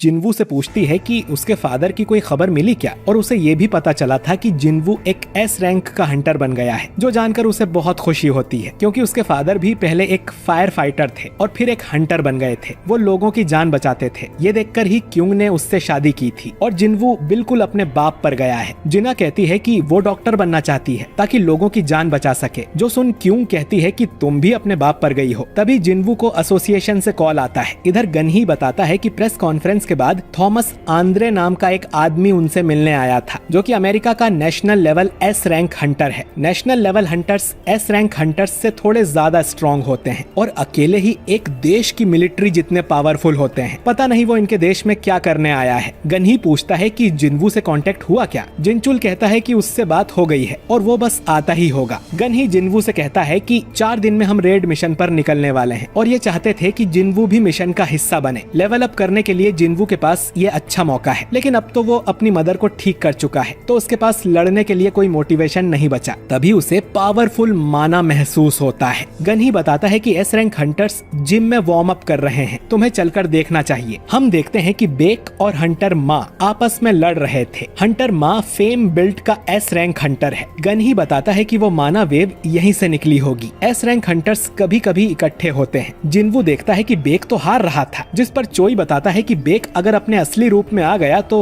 हंटर माँ के लिए दिक्कत हो जाएगी, क्योंकि फुल पावर में बेक एक मॉन्स्टर में बदल जाता है। यहाँ पर बाकी गिल्ड्स के हंटर भी मौजूद थे, जैसे नाइट गिल्ड, और जापान के 10 हंटर्स भी यहाँ आ गए थे, जिनके साथ गिल्ड मास्टर गोतो भी था। एक लड़की पूछती है कि वो कौन है, तो हानेकावा बताती है कि वो जिन्वू है, जो हाल ही में एस रैंक हंटर बना है। गोतो बोलता है कि वो जरूर एसेसिन टाइप हंटर होगा, जिस पर हानेकावा कहती है कि नहीं, वो तो जादूगर है, जो बात गोतो को हजम नहीं होती। चाहिन भी देखती है कि जिन्वू यहाँ पर आया है और उसे यहाँ पर महक आने लगी थी। बेक और माँ को लड़ते देख हानेकावा कहती है कि ये लोग इस देश के एस रैंक हैं, ये तो बड़े कमजोर हैं। उसने हमेशा गोतो को लड़ते हुए देखा है, तो शायद इसीलिए हानेकावा को बाकी सब कमजोर लग रहे थे। ये बात नाइट गिल्ड का गिल्ड मास्टर सुन लेता है, जिसका नाम जोंगसू है। हानेकावा बोलती है कि ये नाम तो कभी नहीं सुना, जिस पर जोंगसू का असिस्टेंट बताता है कि ये एस रैंक नहीं, ए रैंक हंटर है, शायद इसीलिए नहीं सुना होगा, लेकिन हमारी गिल्ड भी देश के टॉप 5 में आती है। गोतो कहता है कि हम सबको आपस में एक फ्रेंडली मैच खेलना चाहिए, जिसमें सिर्फ एस रैंक हंटर्स ही भाग लेंगे। गन ही बोलता है कि ये तो अच्छा आइडिया है, लेकिन इसमें जादूगर और बाकी हंटर्स हिस्सा नहीं लेंगे, यानी सिर्फ लड़ने वाले हंटर ही भाग ले सकते हैं। बेक कहता है कि कि जो भी नीचे गिरा वो हार जाएगा और इस मैच में हम टीम की तरह लड़ेंगे क्योंकि आइलैंड पर भी ऐसा ही होगा। गोतो मान जाता है। अब एक टीम में थे हंटर चाहीन, हंटर बेक, हंटर लिम और हंटर मा,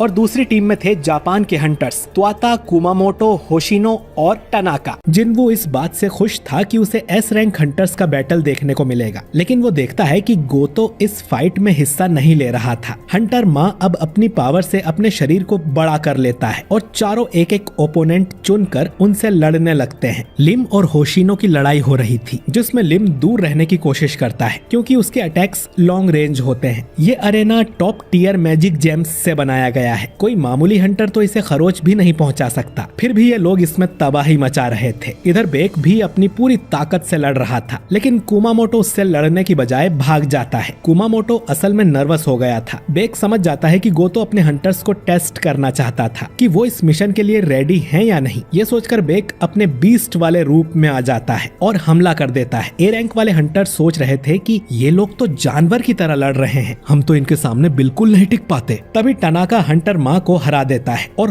होशिनो भी लिम को हरा देता है। बेक कुमामोटो के पीछे पड़ा हुआ था। तभी होशिनो और टनाका दोनों उससे लड़ने आ जाते हैं। इधर चाहीन कानाए से लड़ रही थी। चाहीन के मूव्स उसे समझ ही नहीं आ रहे थे, इसीलिए चाहीन को पहले डांसर का टाइटल भी मिला हुआ था। चाहीन बड़ी आसानी से कानाए को हरा देती है और इसके बाद बेक की मदद करने जाने लगती है। कुमामोटो चाहीन पर पीछे से हमला करने की कोशिश करता है तो वो उसके मुंह पर पंजा मार देती है, जिससे कुमामोटो को गुस्सा आ जाता है। उसके साथी बोलते हैं कि अब पता नहीं वो क्या करेगा। कुमामोटो चाहीन पर बहुत जोरदार अटैक करने लगता है, लेकिन अचानक ही जिन्वू वहां आके चाहीन को बचा लेता है और कहता है कि ये एक फ्रेंडली मैच है और तुम पूरी जान लगा रहे हो। कुमामोटो जिन्वू पर ही अटैक कर देता है तो जिन्वू तुरंत ही उसे नीचे पटक देता है, जो देख उसके साथियों को यकीन नहीं होता और गोतो पूछता है कि क्या ये सच में जादूगर है। अब उसे खुद ही पता करना पड़ेगा। खैर, जिन्वू चाहीन से कहता है कि उसे हार मान लेनी चाहिए क्योंकि बेक भी हार गया है, तो अब उनकी टीम में कोई नहीं बचा। तभी हानेकावा यहाँ आकर कहती है कि गिल्ड मास्टर गोतो जिन्वू से फाइट करना चाहते हैं। जिन्वू मन में सोचता है कि डीमन कैसल में जो उसकी पावर अप हुई है उसे टेस्ट करने का ये अच्छा मौका है और वो गोतो से लड़ने के लिए मान जाता है, लेकिन उसकी एक शर्त थी कि गोतो को अपनी पूरी ताकत से लड़ना होगा। इधर न्यूज में जेजू आइलैंड मिशन के बारे में बताया जा रहा था, जिसे जुनही भी देखती है। वो अब एक नॉर्मल जॉब करती है और जुनही भी इस मिशन की सेंट्री टीम को ज्वाइन करने का डिसाइड कर लेती है। इधर गोतो और जिन्वू लड़ने के लिए तैयार थे। चाहीन सोचती है कि ए रैंक डंजन में उसने जिन्वू को लड़ते हुए देखा है, लेकिन क्या वो एस रैंक हंटर को हैंडल कर पाएगा। बेक पूछता है कि आज तो यहाँ हंटर्स भरे हुए हैं, तो चाहीन को बदबू नहीं आ रही, जिस पे चाहीन कहती है कि वो बदबू सहन कर लेगी, लेकिन लड़ाई के मैदान में वो रुमाल लेके तो नहीं जा सकती ना। अब वैसे तो इन्हें एक जादूगर और एक फाइटर की लड़ाई होने ही नहीं देनी चाहिए, लेकिन चाहीन की तरह वो लोग भी देखना चाहते हैं कि जिन्वू आखिर कितना स्ट्रॉन्ग है। और बेक को यकीन हो गया था कि जिन्वू अवेकन होने के बाद से ही पावरफुल होते जा रहा है। अब जिन्वू कहता है कि चलो शुरू करते हैं, लेकिन उसकी बात पूरी होने से पहले ही गोतो उस पे अटैक कर देता है, लेकिन जिन्वू इस अटैक से बच गया था। उसकी इतनी तेज स्पीड देखकर गोतो समझ जाता है कि ये जादूगर तो नहीं है। वो अब जिन्वू पर पावरफुल अटैक करने लगता है। ये बाकी हंटर्स से काफी स्ट्रॉन्ग था, लेकिन जिन्वू उसके अटैक्स को आराम से डॉज कर सकता है और मुस्कुराने लगता है, जो देख गोतो को बहुत गुस्सा आता है। बाकी लोग तो ये देखकर ही हैरान थे कि जिन्वू उन अटैक्स को डॉज कर पा रहा है। गोतो को अब जिन्वू पर बहुत गुस्सा आ गया था, इतना कि वो अब जिन्वू को सीधा जान से मारने का मन बना लेता है और पूरी ताकत से उस पर अटैक करता है, जिससे जिन्वू के गाल पर खरोच लग जाती है और वो गोतो का हाथ पकड़ लेता है। अगर वो उसकी कलाई पकड़ता तो लड़ाई यहीं खत्म हो जाती, और जिन्वू भी इतनी आसानी से मैच को खत्म नहीं करना चाहता। दोनों ही अब एक दूसरे से लड़ने के लिए बहुत सीरियस हो जाते हैं। अगर वो ऐसे ही लड़ते रहे तो आज किसी की मौत होना पक्का है। दोनों अब फुल पावर से हमला करने वाले थे, लेकिन तभी उनके बीच एक आइस की दीवार आ जाती है और जिन्वू और गोतो को बाकी हंटर पीछे से आकर पकड़ लेते हैं और कहते हैं कि ये लड़ाई यहीं पर खत्म करो, वरना किसी को ज्यादा चोट लग सकती है। और ये मैच यहीं पर एंड कर दिया जाता है। हंटर मा जिन्वू की तारीफ करता है कि गोतो से लड़ने के बाद भी उसे सिर्फ खरोच ही आई है। जिन्वू मन में सोचता है कि अब उसे इन सब की ताकत का पता चल गया है और उसने इन सभी की शैडो में अपने शैडो सोल्जर्स को भी छुपा दिया था, जिनके बारे में किसी को पता भी नहीं चलता। गोतो और उसकी टीम अब यहाँ से चली जाती है और जिन्वू चेयरमैन गनही से जाकर कहता है कि वो जेजू रेड मिशन में हिस्सा नहीं ले सकता। गोतो अपने वाइस गिल्ड मास्टर रियूजी को बताता है कि उनके बीच एक कमाल का हंटर है जिसका नाम जिन्वू है, लेकिन रियूजी देखता है कि जिन्वू का नाम तो मिशन वाली हंटर लिस्ट में है ही नहीं। इधर चाहीन को भी ये खबर मिलती है कि जिन्वू उनके साथ रेड मिशन में में नहीं आ रहा। चोई कहता है कि उसकी कोई वजह होगी, लेकिन फिर भी उनके पास टोटल 15 एस रैंक हंटर्स हैं, तो इस बार उन्हें ये मिशन जरूर पूरा करना होगा। जिनवू घर जाता है और देखता है कि उसकी मदर ने डिनर बनाया था। उसकी मदर 4 साल के बाद हॉस्पिटल से वापस आई है, तो अभी जिनवू का उनके साथ रहना जरूरी है, इसीलिए उसने मिशन पर जाने से मना कर दिया। इधर जेजू आइलैंड पर हम देखते हैं कि एंट्स के लिए खाने को कुछ नहीं बचा है और वो एक दूसरे को ही खाने लगी हैं। क्वीन कहती है कि उन्हें ये आइलैंड छोड़ना ही पड़ेगा, उन्हें एक पावरफुल सोल्जर की जरूरत है जो उन्हें बाहर लेकर जाए। तभी हम एक बड़े से अंडे को देखते हैं जिसमें से एक एंट बाहर निकलता है, लेकिन बाहर आते ही इसकी स्किन ब्लैक हो जाती है। ये बिल्कुल इंसानों की तरह खड़ा हो जाता है, यानी कि ये एंट इवॉल्व होकर और भी ज्यादा स्ट्रॉन्ग बन चुका है। ये जोर से चिल्लाता है जिससे आइलैंड पर पावरफुल एनर्जी बीम निकलती है। न्यूज में बताया जाता है कि जेजू आइलैंड की एंट्स समय के साथ इवॉल्व हो रही हैं। तीसरे मिशन के दौरान तो वो जमीन पर रेंग रही थी और अब तो वो उड़ना सीख गई हैं और दिखने में धीरे धीरे इंसानों की तरह बनती जा रही हैं। इन्हें खत्म करने का मिशन आज शुरू होगा। इधर सोंगयी जिन्हो से कहती है कि वो भी सेंट्री टीम को ज्वाइन कर रही है। सेंट्री टीम में देश के सभी छोटे मोटे हंटर्स हिस्सा ले सकते हैं। ये टीम समुद्र किनारे खड़ी रहेगी ताकि मिशन के दौरान अगर कोई एंट उड़कर शहर की तरफ आती है तो ये लोग उन्हें मार सकें, और इसमें जुनही भी शामिल होती है। और इसी के साथ अगली सुबह जेजू आइलैंड रेड मिशन शुरू होता है। ढेर सारी बैटल शिप्स आइलैंड को चारों तरफ से घेर लेती है। इन पर भी ए रैंक वाले हंटर्स थे जिनका काम ये देखना था कि कोई एंट उड़कर यहाँ से भाग ना पाए। मिनसुंग भी फोटो खिंचवाने यहाँ पर आया हुआ था। एस रैंक हंटर्स की अटैक टीम भी आइलैंड पर जाने को तैयार थी और उन्हें रिटायर एस रैंक हीलर ब्यूंगू भी ज्वाइन करता है, जिसे देखकर बेक बहुत खुश था। ये सब हेलीकॉप्टर में बैठ जाते हैं। इनकी टीम के साथ एक कैमरामैन भी था जो कि सब कुछ रिकॉर्ड करेगा, बल्कि इनकी फाइट टीवी पर लाइव दिखाई जाएगी, लेकिन उसमें 10 मिनट्स का डिले होगा ताकि अगर कोई हंटर से गलती हो जाए तो उसे एडिट किया जा सके। ये कैमरामैन होने के साथ साथ एक ए रैंक का हंटर भी था और खतरनाक जगहों पर शूट करने की उसे आदत है। पब्लिक को शायद आखिरी बार ऐसा रेड मिशन देखने को मिलेगा, क्योंकि आज ये लोग सारी एंट्स को खत्म कर देंगे। अगर इनका ये मिशन फेल होता है तो इनके देश का शायद नामो निशान ही मिट जाएगा। गोतो की टीम पहले ही आइलैंड पर पहुंच गई थी और ये सभी हंटर्स आइलैंड में अलग अलग जगह पर मौजूद थे और इसी के साथ रेड मिशन शुरू होता है। सबसे पहले गोतो की टीम अपनी मैजिक पावर रिलीज करती है, जिससे सारे एंट सोल्जर्स नेस्ट से बाहर आ जाते हैं। कुछ सोल्जर्स अटैक टीम के हेलीकॉप्टर की तरफ भी आ रहे थे, जिन्हें चोई अपनी फायर पावर से जला देता है, लेकिन ये एंट्स बहुत ज्यादा थी तो वो एक और फायर अटैक करता है और मन में सोचता है कि आखिरकार वो इस जगह वापस आ ही गया। इसके बाद ये लोग आइलैंड पर उतर जाते हैं। गोतो की टीम 1 घंटे तक एंट सोल्जर्स का ध्यान भटका के रख सकती है। इस टाइम के अंदर इन्हें नेस्ट में घुसकर एंट क्वीन को मारना होगा। इसके बाद आइलैंड पर इंटरफेरिंग रेडियो वेव्स भी छोड़ी जाती हैं, जिससे कि क्वीन सिग्नल भेजकर अपने सोल्जर्स को वापस ना बुला सके। गोतो की टीम एंट सोल्जर्स को मारने में लगे हुए थे और ऐसा लग रहा था कि क्वीन के मरने से पहले तो ये लोग सभी सोल्जर्स को ही निपटा देंगे। इनमें एक आइस पावर वाला हंटर भी था जो सोच रहा था कि अगर उसकी और चोई की लड़ाई हो जाए तो कौन जीतेगा। अटैक टीम नेस्ट के अंदर आ जाती है और बाहर जाने का रास्ता भी चोई ने अपनी फायर से बंद कर दिया था ताकि क्वीन भाग ना पाए, लेकिन नेस्ट के अंदर कई सारी टनल्स थी। पता नहीं क्वीन किस में होगी और इनके पास हर टनल चेक करने का टाइम नहीं है, तो चोई अपनी फायर बॉल्स को सभी टनल्स में भेजता है और जो टनल सबसे गहरी थी क्वीन जरूर उसी के अंदर होगी। इधर जिनवू तो पार्क में अपनी डेली क्वेस्ट वाली कसरत कर रहा था और वो नोटिस करता है कि आज ज्यादा लोग नहीं दिख रहे, सभी टीवी पर रेड मिशन देख रहे होंगे। जिनवू सोचता है कि मिशन पर सभी टॉप टियर हंटर्स गए हुए हैं तो वो जरूर मिशन को पूरा कर लेंगे जिनवू के बिना भी। इधर अटैक टीम टनल के अंदर जाती है, लेकिन उन्हें क्वीन नहीं मिल रही थी। तभी एक जगह इन्हें ढेर सारे अंडे मिलते हैं। ये एग चैम्बर होगा जहाँ क्वीन अंडे देती है, लेकिन इनमें से एक अंडा बहुत ही ज्यादा बड़ा था और फूटा हुआ था। उसका साइज देखकर ये लोग डर जाते हैं, पर बेक कहता है कि हमारा मिशन क्वीन को मारना है तो फालतू की चीजों पर ध्यान मत दो। लेकिन इतने बड़े अंडे को देखकर वो भी डर गया था कि पता नहीं इसमें से क्या निकला होगा। इधर टनाका के शोल्डर पर चोट आ गई थी तो वो अकारी के पास उसे ठीक कराने आता है, क्योंकि वो एक एस रैंक हीलर है। अकारी मस्ती में कहने लगती है कि उसे इस काम के बदले में कुछ चाहिए, पर तभी हजारों एंट सोल्जर्स इनकी तरफ आने लगते हैं। तो टनाका कहता है कि मजाक बंद करो और जल्दी मुझे ठीक करो, लेकिन जैसे ही वो पलटता है तो देखता है कि किसी ने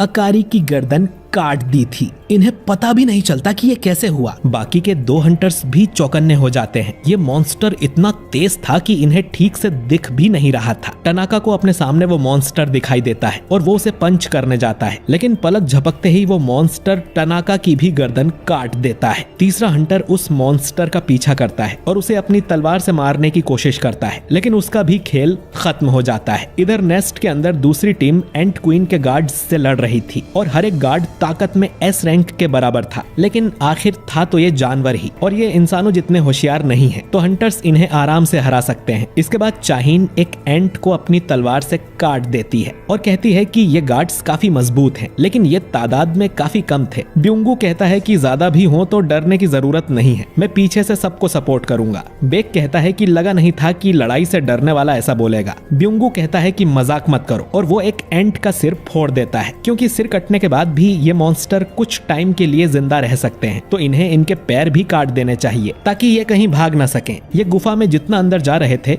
इन्हें उतने ही ताकतवर एंट्स मिल रहे थे, लेकिन अभी तक ऐसा कोई एंट नहीं मिला जो इंसानों की तरह 2 पैरों पे खड़ा होता हो। शायद वो रॉयल गार्ड्स होंगे जो क्वीन के पास ही मिलेंगे। ये चोई से पूछते हैं कि हम सही दिशा में ही जा रहे हैं ना? चोई कहता है कि हाँ शायद। चाहीन कहती है कि उसे गुफा के अंदर से एक पावरफुल मॉन्स्टर की स्मेल आ रही है। इसके बाद बेक अपनी बीस्ट एबिलिटी से गुफा के अंदर देखता है। उसे कई सारे एग चैम्बर मिलते हैं, लेकिन आखिर में उसे क्वीन वाला चैम्बर भी मिल जाता है। वो बताता है कि क्वीन गुफा में सबसे अंदर है, लेकिन कई सारे गार्ड्स उसे प्रोटेक्ट कर रहे हैं जो कि एस रैंक के रॉयल गार्ड्स होंगे और क्वीन भी पता नहीं कितनी स्ट्रांग होगी, लेकिन ये लोग मिलकर जरूर उसे हरा सकते हैं और ये लोग अंदर जाने लगते हैं। इधर इजावा और के टनाका वाले ग्रुप को ढूंढने जाते हैं, क्योंकि वो लोग रेडियो पर रिस्पॉन्स नहीं दे रहे थे। उन्हें यहाँ बस मरी हुई एंट्स ही मिलती हैं। तभी इजावा को एक हंटर फुजीशिमा का टूटा हुआ चश्मा दिखाई देता है और अचानक ही इन्हें इतनी गंदी बदबू आती है कि के उल्टी करने लगता है। के देखता है कि जंगल में से कोई आ रहा है, तो वो अपने सामने बर्फ का पहाड़ बना देता है और खुद को भी बर्फ में कैद कर लेता है, लेकिन वो मॉन्स्टर बर्फ के साथ साथ के भी टुकड़े टुकड़े कर देता है। कुमामोटो और कानाई भी नोटिस करते हैं कि उनके कुछ साथी रिस्पॉन्स नहीं कर रहे, लेकिन उनके सामने बहुत सारे एंट्स थे और इनसे पहले निपटना होगा। इधर बाकी हंटर क्वीन के चैम्बर में आ गए थे,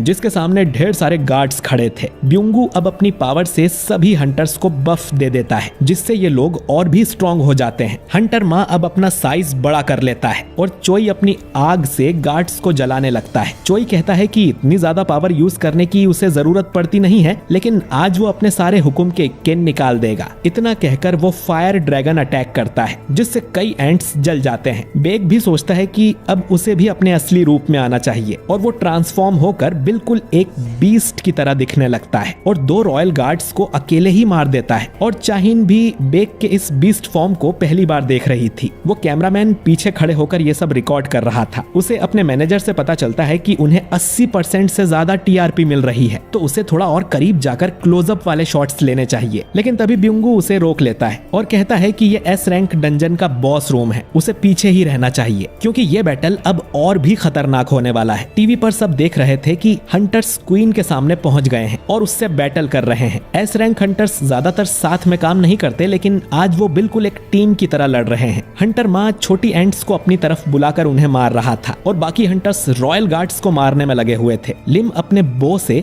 हजारों मैजिकल एरोज फायर करता है और कई सारी वर्कर एंट्स को मार देता है। बेक अपने पंजों से लड़ रहा था, चोई अपनी फायर से सबको जला रहा था और चाहीन अपनी तलवार से सबको काटती जा रही थी। सबकी नजर आज इस रेड पर ही थी। ये लोग सारे गार्ड्स को मार देते हैं और अब सिर्फ एंट क्वीन ही जिंदा बची थी। हंटर माँ एक टैंक की तरह उसका ध्यान अपनी ओर खींचता है और बाकी सब डुअलिस्ट उस पर अटैक कर देते हैं। लिम उस पर मैजिक एरोस, बेक अपने पंजों से उस पर हमला करता है, लेकिन क्वीन पर कोई असर नहीं होता और वो इन लोगों पर जहर की उल्टी कर देती है। लेकिन क्योंकि इनके पास हीलर है, तो वो तुरंत ही इन्हें ठीक कर देता है। जब तक ब्यूंगू जिंदा है, इन लोगों को कुछ नहीं हो सकता। क्वीन अब ब्यूंगू को ही मारने जाती है, लेकिन माँ अपनी शील्ड से उसे रोक लेता है, क्योंकि वो अपने हीलर को मरने नहीं दे सकता। चोई अब क्वीन पर फायर अटैक करता है, जिससे बड़ा धमाका होता है, पर उससे भी क्वीन को कुछ नहीं होता। तभी क्वीन चिल्लाने लगती है और बेक सोचता है कि ये दर्द से चिल्ला रही है या किसी को बुला रही है। वो भागने की कोशिश करती जाती है तो हंटर माँ और बेक उसे पकड़ लेते हैं, जिसके बाद चाहीन क्वीन की तरफ आती है। ब्यूंगू ने उसे डैमेज बफ भी दे दिया था तो वो जल्दी से क्वीन के सारे पैर काट देती है और फिर ऊपर जाकर अपनी गोल्डन सोर्ड से क्वीन की गर्दन काट देती है और आखिरकार इन लोगों ने क्वीन को मार दिया था। टीवी पर देख रहे लोग खुशी मनाने लगते हैं कि आखिरकार एंट क्वीन मारी गई। चेयरमैन गनही भी ये खबर सुनकर खुश होते हैं कि उनका मिशन पूरा हुआ। इधर हंटर बात करते हैं कि क्वीन मारी गई है तो बाकी एंट्स 1 साल के अंदर अपने आप ही खत्म हो जाएंगी, क्योंकि अंडे देने वाला अब कोई नहीं है और इस आइलैंड पर फिर से इंसान रह पाएंगे। बेक अब भी सोच रहा था कि क्वीन की वो चीख किसके लिए थी। ब्यूंगू उससे कहता है कि हमने क्वीन को मार दिया और अपने दोस्त यूनसुक का बदला ले लिया। ये सभी काफी खुश हो जाते हैं, लेकिन बाहर जहाज पर रेजी देखता है कि सभी एंट्स वापस नेस्ट की तरफ जा रही थी और उनकी इंटरफेरेंस वेव्स का असर नहीं हो रहा था। इधर चोई को महसूस होता है कि जो फायर वाला गेट उसने लगाया था वो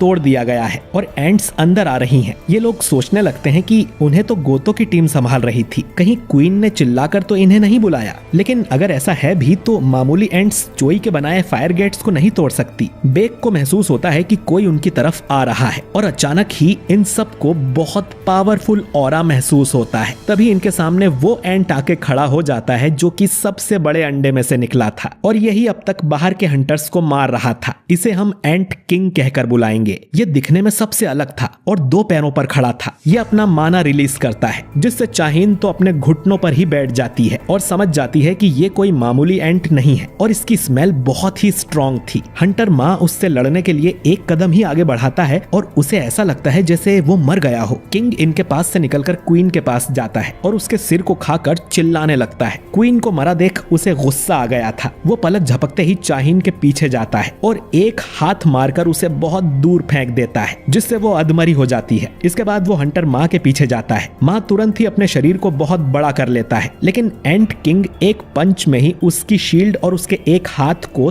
तोड़ देता है। वो दूसरे हाथ से भाला मारने जाता है तो किंग उसका दूसरा हाथ भी उखाड़ देता है। इसके बाद वो बाकी हंटर्स की तरफ बढ़ता है। बेक उस पे हमला करने जाता है तो वो उसे चीर देता है। इसके बाद चोई अपनी फायर अटैक कर पाए उससे पहले ही एंट किंग उसके सामने जाकर उसके शरीर पे भी कट लगा देता है। लिम अब अपने एरो से किंग पर निशाना लगाता है, लेकिन किंग अपने हाथ से ही उसके एरो को पकड़ लेता है और उसे भी एक मुक्का मारकर दूर फेंक देता है। लेकिन वो देखता है कि हंटर माँ के दोनों हाथ वापिस आ गए थे। असल में ब्यूंगू ने तुरंत ही उसे हील कर दिया था। ब्यूंगू ने कैमोफ्लाज नाम की स्किल यूज करके खुद को गायब कर लिया था, जिससे वो छुपकर सबको हील कर सके। लेकिन वो बस अपनी जगह से हिल नहीं सकता। जब तक हीलर जिंदा है उसकी टीम में कोई भी नहीं मर सकता। एंट किंग अब हंटर माँ का पैर पकड़ के उसे खिलौने की तरह पटकने लगता है और फिर उसकी नजर ब्यूंगू पर जाती है। वो गायब था, फिर भी एंट किंग ने उसे देख लिया था और वो उसके शरीर में एक मुक्का मार के अपना हाथ आर पार कर देता है। ब्यूंगू बेक से कहता है कि यहाँ से भाग जाओ और तभी एंट किंग ब्यूंगू का सिर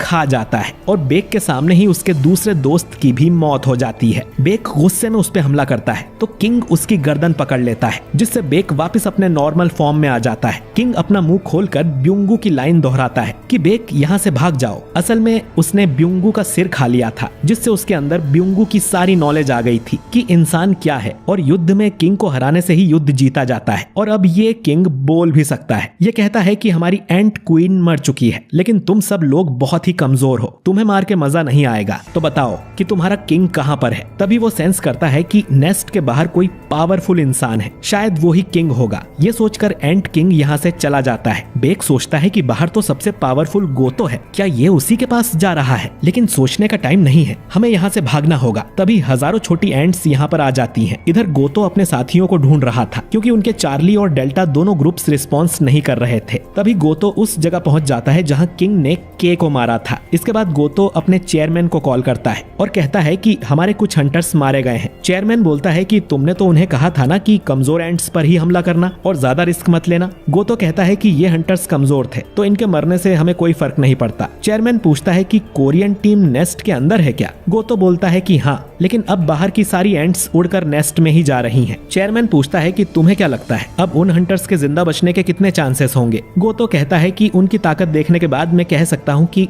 0%। चेयरमैन अब कहता है कि हमने तो कोरियन हंटर्स की मदद करने की पूरी कोशिश की थी, लेकिन वो सब जेजू मिशन में मारे गए, जिससे हमारे जापानीज हंटर्स को वहां से भागना पड़ा। असल में इनका प्लान ही ये था कि कोरियन हंटर्स को यहाँ मरने के लिए छोड़ दिया जाए, जिससे कोरिया देश कमजोर हो जाएगा और बाद में ये लोग क्वीन को मारकर अपने देश को बड़ा बता सकेंगे, क्योंकि एस रैंक का डंजन क्लियर करना बहुत बड़ी बात होती है। तो चेयरमैन इन सबको तुरंत वहां से निकलने का ऑर्डर देता है। तभी एंट किंग पीछे से इन पर हमला करता है, जिससे गोतो तो बच जाता है, लेकिन इशिदा मारी जाती है। गोतो होशिनो को तुरंत यहाँ से चले जाने को कहता है, वरना वो उसकी लड़ाई के बीच में ही आएगा। होशिनो अब यहाँ से भाग जाता है और गोतो के सामने एंट किंग खड़ा था। वो पूछता है कि क्या तुम राजा हो? जो सुन गोतो चौंक जाता है कि ये एंट तो बात भी कर सकता है और बोलता है कि हाँ, मैं राजा हूँ। ये सुन एंट किंग खतरनाक मैजिक पावर रिलीज करता है। गोतो सोचता है कि ये पावर तो उसने पहले भी महसूस की थी जब वो जिन्वू से लड़ा था, लेकिन इससे पहले कि वो कुछ कर पाता, एंट किंग गोतो को भी मार देता है। इधर हजारों एंट्स नेस्ट के अंदर आ गई थी। चोई अपनी पूरी पावर से उन्हें रोकने की कोशिश कर रहा था और सब लोग बुरी तरह से घायल हो गए थे। इनके पास लड़ने के लिए बिल्कुल भी ताकत नहीं बची थी। बेक समझ जाता है कि अब हम लोग जिंदा नहीं बचेंगे। एंट्स इन्हें मारने इनके पास आते हैं, लेकिन तभी इनकी शैडो में से वो सोल्जर्स बाहर निकलते हैं जो जिन्वू ने इनकी शैडो में छुपाए थे और वो एंट्स को रोक लेते हैं। इन्हें समझ नहीं आता कि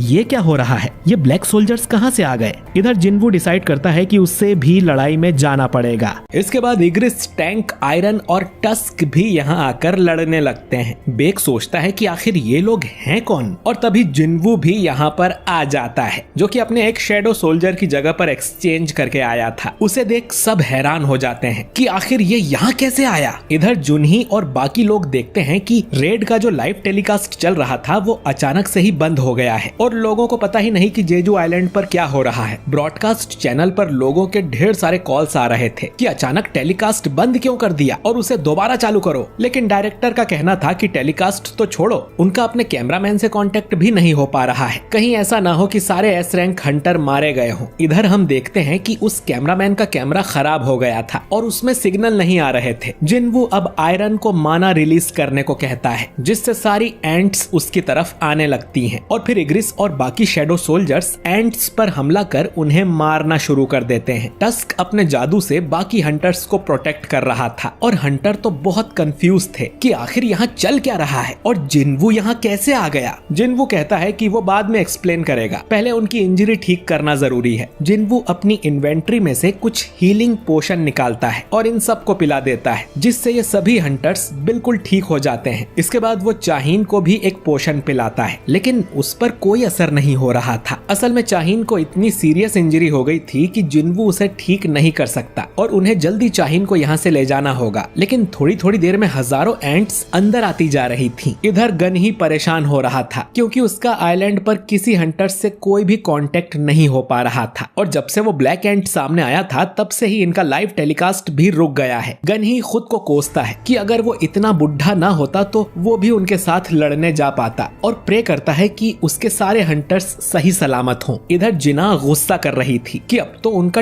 टीवी ही पूरा बंद हो गया है और वो अपने रूम में चली जाती है। इधर रेइजी अपने जापानी चेयरमैन को बताता है कि गोतो का सिग्नल अचानक ही कट हो गया था, यानी कि जरूर उस ब्लैक एंट से लड़ाई में गोतो की डेथ हो गई है और हंटर्स का भी कोई अता पता नहीं है। जो सुन चेयरमैन को यकीन नहीं होता कि गोतो जितना पावरफुल एस रैंक हंटर मारा गया। इधर इग्रिस और आयरन तो बड़े अच्छे से लड़ रहे थे, लेकिन जो मामूली शैडो सोल्जर्स हैं उन्हें थोड़ी दिक्कत हो रही थी। जिन्वू अब जो एंट्स मारी गई हैं उन्हें भी अपनी शैडो आर्मी में शामिल करना चाहता है, लेकिन उसकी ये पावर फिर सबको पता चल जाएगी, जो वो नहीं चाहता। जिन्वू अब बाकी हंटर्स से कहता है कि यहाँ बहुत खतरा है और आपको यहाँ से चले जाना चाहिए। टस्क आपके लिए रास्ता साफ करता रहेगा, तो आप लोग उसके पीछे ही रहना। जिन्वू इनसे ये भी कहता है कि अब आप जो देखोगे उसके बारे में किसी को मत बताना। जिन्वू अब मरी हुई एंट्स के पास जाता है और वो अराइस कहकर उन्हें भी शैडो सोल्जर बनाने वाला था, लेकिन अचानक ही इन्हें खतरनाक ऑरा महसूस होता है और वो एंट किंग वापस लौट आया था। उसे देख बेक कहता है कि ये एंट वापस आ गया, इसका मतलब है कि इसने गोतो को मार दिया होगा। एंट किंग कहता है कि बाहर मुझे कोई राजा नहीं मिला, क्या तुम में से कोई राजा है? जिन्वू ने गोतो के साथ भी एक शैडो अटैच किया था, जिसका कांटेक्ट अचानक ही टूट गया, यानी कि इस एंट किंग ने सच में गोतो को मार दिया है। जिन्वू अब आगे बढ़कर एंट किंग के पास जाता है। एंट किंग उससे पूछता है कि क्या तुम इंसानों के राजा हो? जिन्वू बोलता है कि तुम कीड़े होकर भी बात कैसे कर सकते हो? जो सुन एंट किंग गुस्से में चिल्लाने लगता है। अब अचानक ही कैमरामैन का सिग्नल आ जाता है और डायरेक्टर फिर से लाइव टेलीकास्ट करने को कहता है। उसका जूनियर बोलता है कि अगर हमने अब लाइव टेलीकास्ट किया तो इसमें बिल्कुल भी डिले नहीं होगा और अगर आइलैंड पर कुछ उल्टा हो गया तो ये लोग उसे एडिट भी नहीं कर पाएंगे। डायरेक्टर कहता है कि टेलीकास्ट बंद होने की वजह से पहले ही लोग हम पे गुस्सा हैं, तो अब उसे फर्क नहीं पड़ता और वो लाइव टेलीकास्ट फिर से शुरू करवा देता है। और सब देखते हैं कि जिन्वू उस एंट किंग के सामने खड़ा था, जो देख सभी हैरान हो जाते हैं। इधर जिना भी देखती है कि जिन्वू इस मिशन पर कब चला गया, और गनही तो खुशी के मारे अपनी कुर्सी ही तोड़ देता है क्योंकि जिन्वू ने फाइट को ज्वाइन कर लिया था। जिनचुल सोचता है कि ये इतनी जल्दी आइलैंड पर गया कैसे, तो गनही कहता है कि अभी वो इम्पोर्टेंट नहीं है, हमारी उम्मीदें अब इसी से हैं। इधर एंट किंग जिन्वू के मुंह पर एक जोरदार मुक्का मारता है, जो देख बाकी हंटर कहते हैं कि एक जादूगर दुश्मन के इतना पास नहीं जाता है, उसकी तो बैंड बज गई होगी। एंट किंग बोलता है कि तुम भी बहुत कमजोर हो, लेकिन फिर वो देखता है कि उसके पंच से जिन्वू को खरोच भी नहीं आई थी। जिन्वू अब एंट किंग को एक जोरदार मुक्का मारता है, जिससे एंट किंग थोड़ा पीछे झुक जाता है। ये देख हंटर माँ पूछता है कि जिन्वू सच में जादूगर टाइप हंटर ही है ना। बेक कहता है कि उसे भी नहीं पता था कि वो इतना स्ट्रॉन्ग है। इधर जिन्वू कहता है कि एंट किंग बहुत मजबूत है, शायद अपने शेल की वजह से। दोनों अब एक दूसरे को मुक्के मारने लगते हैं, जो इतने पावरफुल थे कि कैमरामैन को यहाँ खड़ा होना भी मुश्किल हो रहा था। इधर जिन्वू एंट किंग पर भारी पड़ रहा था और अपने आखिरी पंच में वो एंट किंग को बहुत पीछे धकेल देता है। एंट किंग सोचता है कि आखिर ये इंसान है कौन। वो फिर से जिन्वू पर अटैक करने जाता है और जिन्वू फिर से उसके मुंह पर एक जोरदार पंच मारता है। एंट किंग अपनी जीभ निकालकर उससे जिन्वू के गाल पर काट लेता है, जिससे जिन्वू के अंदर जहर फैलने लगता है। एंट किंग कहता है कि जहर उसने अपनी मैजिक पावर से बनाया है और अब जिन्वू बिल्कुल भी हिल नहीं सकता है। जिन्वू का पूरा शरीर अब पैरालाइज हो जाएगा। तुम्हारा खेल खत्म हुआ इंसान। इतना कहकर एंट किंग जिन्वू को जान से मारने लगता है। जापानी चेयरमैन को पता चलता है कि उसके 10 में से 7 हंटर्स मारे जा चुके हैं, जो सुन वो बहुत गुस्सा होता है कि ये हंटर कितने यूजलेस हैं। रेइजी उसे बताता है कि जिस एंट ने गोतो को मारा था वो वापस डंजन के अंदर चला गया है। चेयरमैन सोचता है कि डंजन में तो कोरियन हंटर्स हैं, अगर गोतो इस एंट को नहीं मार पाया तो वो लोग तो इसका क्या ही उखाड़ लेंगे। वो लोग अपने बाकी हंटर्स को तुरंत वहां से निकलने का ऑर्डर देते हैं ताकि वो दूसरी टीम के साथ मिलकर फिर से अटैक कर सकें। ये सुन होशिनो कहता है कि वो मॉन्स्टर बहुत ही पावरफुल है, हम उसे नहीं हरा सकते, हमें यह मिशन छोड़कर भाग जाना चाहिए वरना हम भी मारे जाएंगे। इधर एंट किंग जिन्वू को मारने वाला था, लेकिन जिन्वू उसका एक हाथ पकड़कर उसी के पेट में मुक्का मार देता है, जिससे एंट किंग बहुत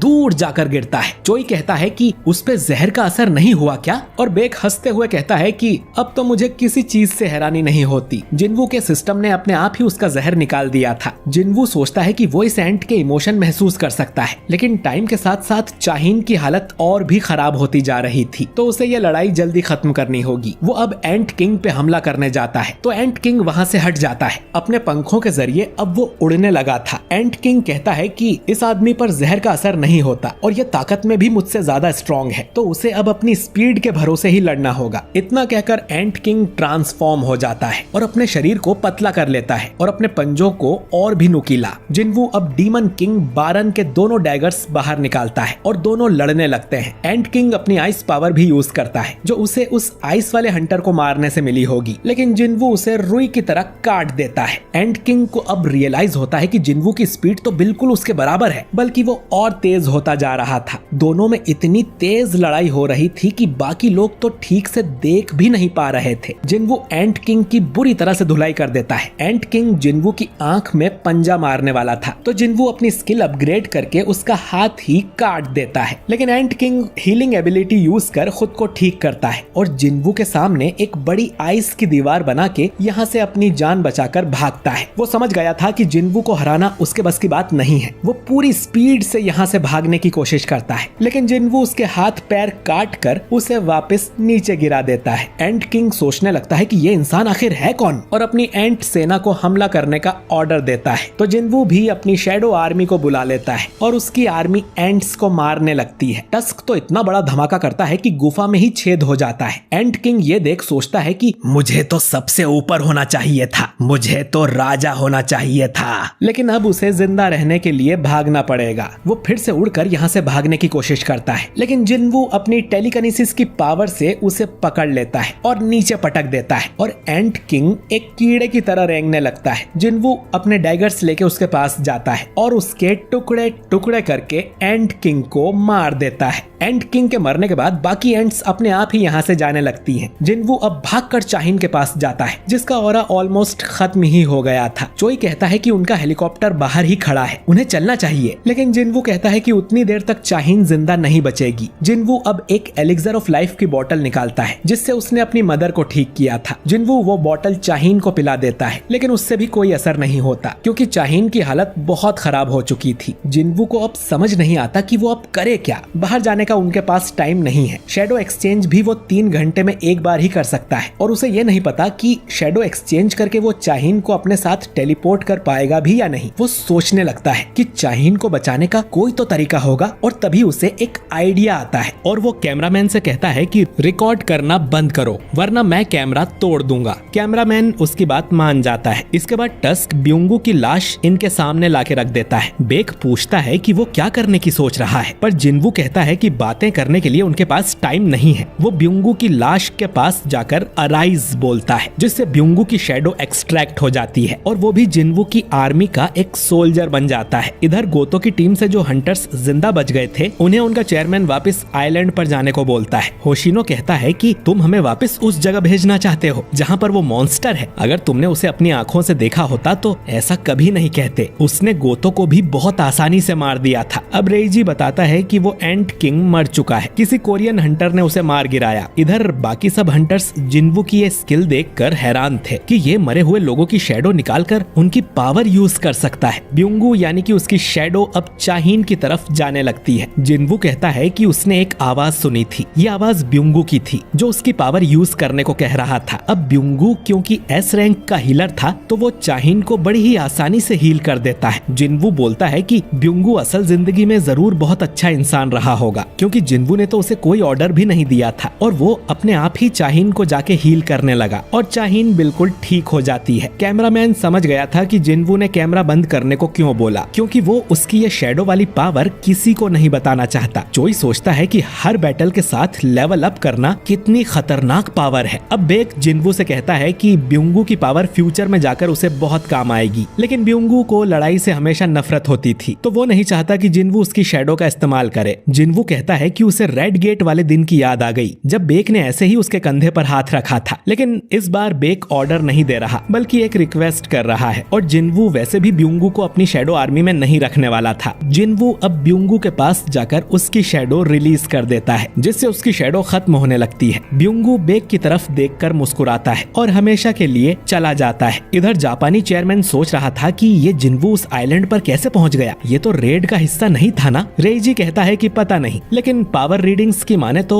वो अचानक ही आइलैंड पर प्रकट हो गया था। चेयरमैन गुस्से में सोचता है कि उसने 7 एस रैंक हंटर भी खो दिए, और फाइनल बॉस को भी कोरियन हंटर ने मारा। रेइजी पूछता है कि उन्हें प्लान 9 एक्टिवेट करना है या नहीं। अगर हमारे और हंटर मारे गए तो हमारा देश बहुत कमजोर हो जाएगा, और हमारे देश में खुलने वाले गेट्स को ही हम नहीं संभाल पाएंगे। चेयरमैन कहता है कि तुरंत वहाँ से वापस आ जाओ, और बहुत गुस्से में अपना फोन तोड़ देता है। एंट किंग और क्वीन के मरने के बाद बाकी बची एंट्स इधर उधर उड़ने लगती हैं, और जो सारे जहाज आइलैंड को घेरे हुए थे, उनके हंटर्स इन्हें मारने की कोशिश करते हैं, क्योंकि अब उनका कोई लीडर नहीं है, तो वो कुछ भी कर सकती हैं और उड़कर शहरों की तरफ भी जा सकती हैं। इधर सारे कोरियन हंटर्स भी गुफा से निकलकर अपने हेलीकॉप्टर में बैठ जाते हैं। चोई कहता है कि तुरंत यहाँ से निकलो। एक हंटर पूछता है कि जिनवू कहाँ पर है, तो चोई बताता है कि वो यहीं रहेगा, बाकी बचे अंडे और एंट्स को खत्म करने के लिए, और हमारी जो हालत है हम यहाँ रुककर उसकी मुश्किल ही बढ़ाएंगे। चाहिन अब खतरे से बाहर है, लेकिन फिर भी उन्हें उसे हॉस्पिटल ले जाना होगा। इसके बाद ये लोग यहाँ से चले जाते हैं। इधर टस्क अपनी आग से अंडों को जलाने लगता है, और उनसे भी जिनवू लेवल अप हो रहा था। इसके बाद जिनवू डीमन मोनार्क की सोर्ड निकालता है, और उससे एक ही बार में कई सारी एंट्स को मार देता है। बाकी का काम वो अपने शैडो सोल्जर्स पे छोड़ देता है, और वो सब भी एंट्स को मारना शुरू कर देते हैं, और जिनवू का लेवल अब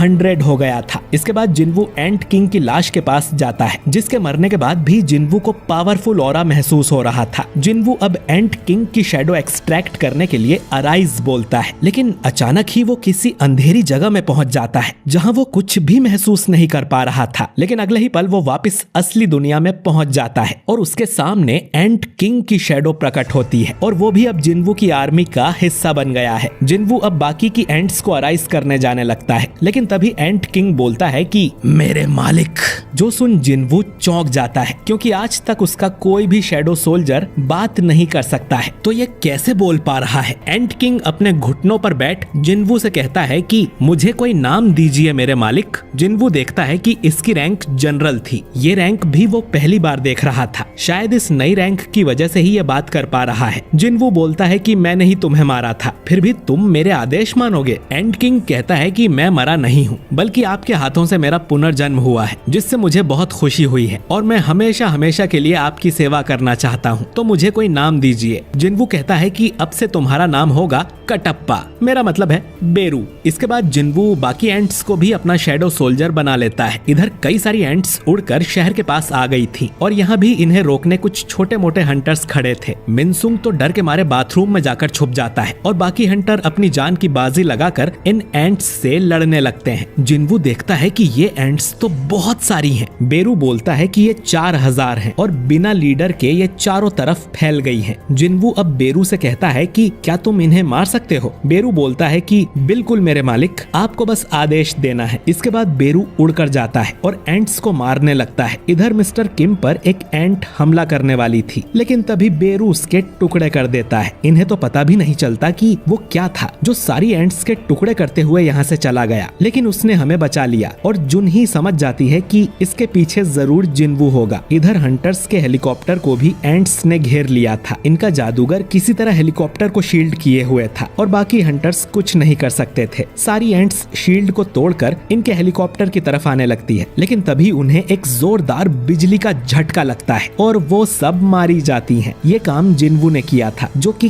कायसेल पर उड़ रहा था और उसके हाथ में बारन की तलवार थी। इसी के साथ जेजू आइलैंड मिशन खत्म होता है। सारे एस रैंक हंटर सुरक्षित वापस आ गए थे और बाकी हंटर्स ने एंट्स को शहर में घुसने ही नहीं दिया था। चाहीन, जो कि पूरे टाइम बेहोश थी, उसे हॉस्पिटल ले जाया गया और जंग में कुछ जाने भी गई, लेकिन आखिरकार जेजू आइलैंड के खतरे को इन्होंने हमेशा के लिए खत्म कर दिया है और इस 4th Jeju island raid mission में हमारी जीत हुई। 2 दिन बाद हम चाइना की बॉर्डर को देखते हैं, जिनकी तरफ कुछ एंट्स उड़कर जा रही थी, लेकिन इनके पास भी एक नेशनल लेवल हंटर है जिसका नाम है लिu Zhigang। वो अपनी तलवार से एक वार करता है और आसमान में बड़ा धमाका होता है, जिसमें सारी एंट्स खत्म हो जाती हैं। लिu कहता है कि कितनी शर्म की बात है कि मुझे एंट किंग की जगह इन मच्छरों को मारना पड़ रहा है। मुझे वहाँ जाने दिया होता तो बहुत मजा आता। रेड को अब कुछ दिन बीत जाते हैं। जो लोग रेड में मारे गए थे उनके लिए एक मेमोरियल बनाया जाता है। सभी हंटर्स और ढेर सारे लोग यहाँ पर आए थे। जिन्वू भी यहाँ फूल चढ़ाने आता है और पूरी दुनिया को पता चल गया था कि ये रेड जिन्वू की वजह से ही कामयाब हुई है। कुछ लोग उसे हीरो बोल रहे थे, लेकिन कुछ लोगों का कहना था कि अगर जिन्वू शुरू में ही हंटर के साथ गया होता तो इतने लोग भी नहीं मरते, लेकिन वो तो ऑरा फार्मिंग करने बिल्डिंग की छत पर चढ़ा हुआ था। बेक जिन्वू से कहता है कि अपना सिर ऊंचा रखो, चाहे लोग कुछ भी कहें, हमारी जीत तुम्हारी वजह से हुई है। जिन्वू यहाँ से जाने लगता है और हम देखते हैं कि चाहीन उसे देख रही थी। इसके बाद चेयरमैन गनही जिन्वू का शुक्रिया अदा करते हैं। जिन्वू कहता है कि अगर वो पहले ही उनके साथ गया होता तो शायद ब्युंगू आज जिंदा होता। गनही बोलते हैं कि पर तुम्हारी वजह से बाकी एस रैंक हंटर्स और हमारा देश सही सलामत है। ये बहुत बड़ी बात है और इसके लिए उसे इनाम भी मिलेगा। इसके बाद गनही पूछता है कि जिन्वू ने आगे का क्या सोचा है, क्योंकि अब उसकी पावर पूरी दुनिया ने देख ली है, तो जनता अब उसे अकेली नहीं छोड़ेगी। कुछ लोग उसे अपनी गिल्ड में भर्ती भी करना चाहेंगे, इसीलिए इनका जानना जरूरी है कि जिन्वू अब क्या करने की सोच रहा है। जिन्वू अब कहता है कि वो अपनी खुद की गिल्ड शुरू करना चाहता है। इधर हम जेजू आइलैंड को देखते हैं, जहाँ पर नाइट्स गिल्ड के हंटर्स मौजूद थे। जोंगसू कहता है कि वो यहाँ देखने आए हैं कि कोई एंट बचा तो नहीं और कोई इम्पोर्टेंट आइटम हो तो उसे भी ये कलेक्ट कर सकें। एसोसिएशन को इन पर भरोसा है, इसीलिए इन्हें यहाँ भेजा गया है और एक असली मर्द अपना काम ईमानदारी से करता है, बिना कोई फालतू सवाल किए। तभी गुफा में से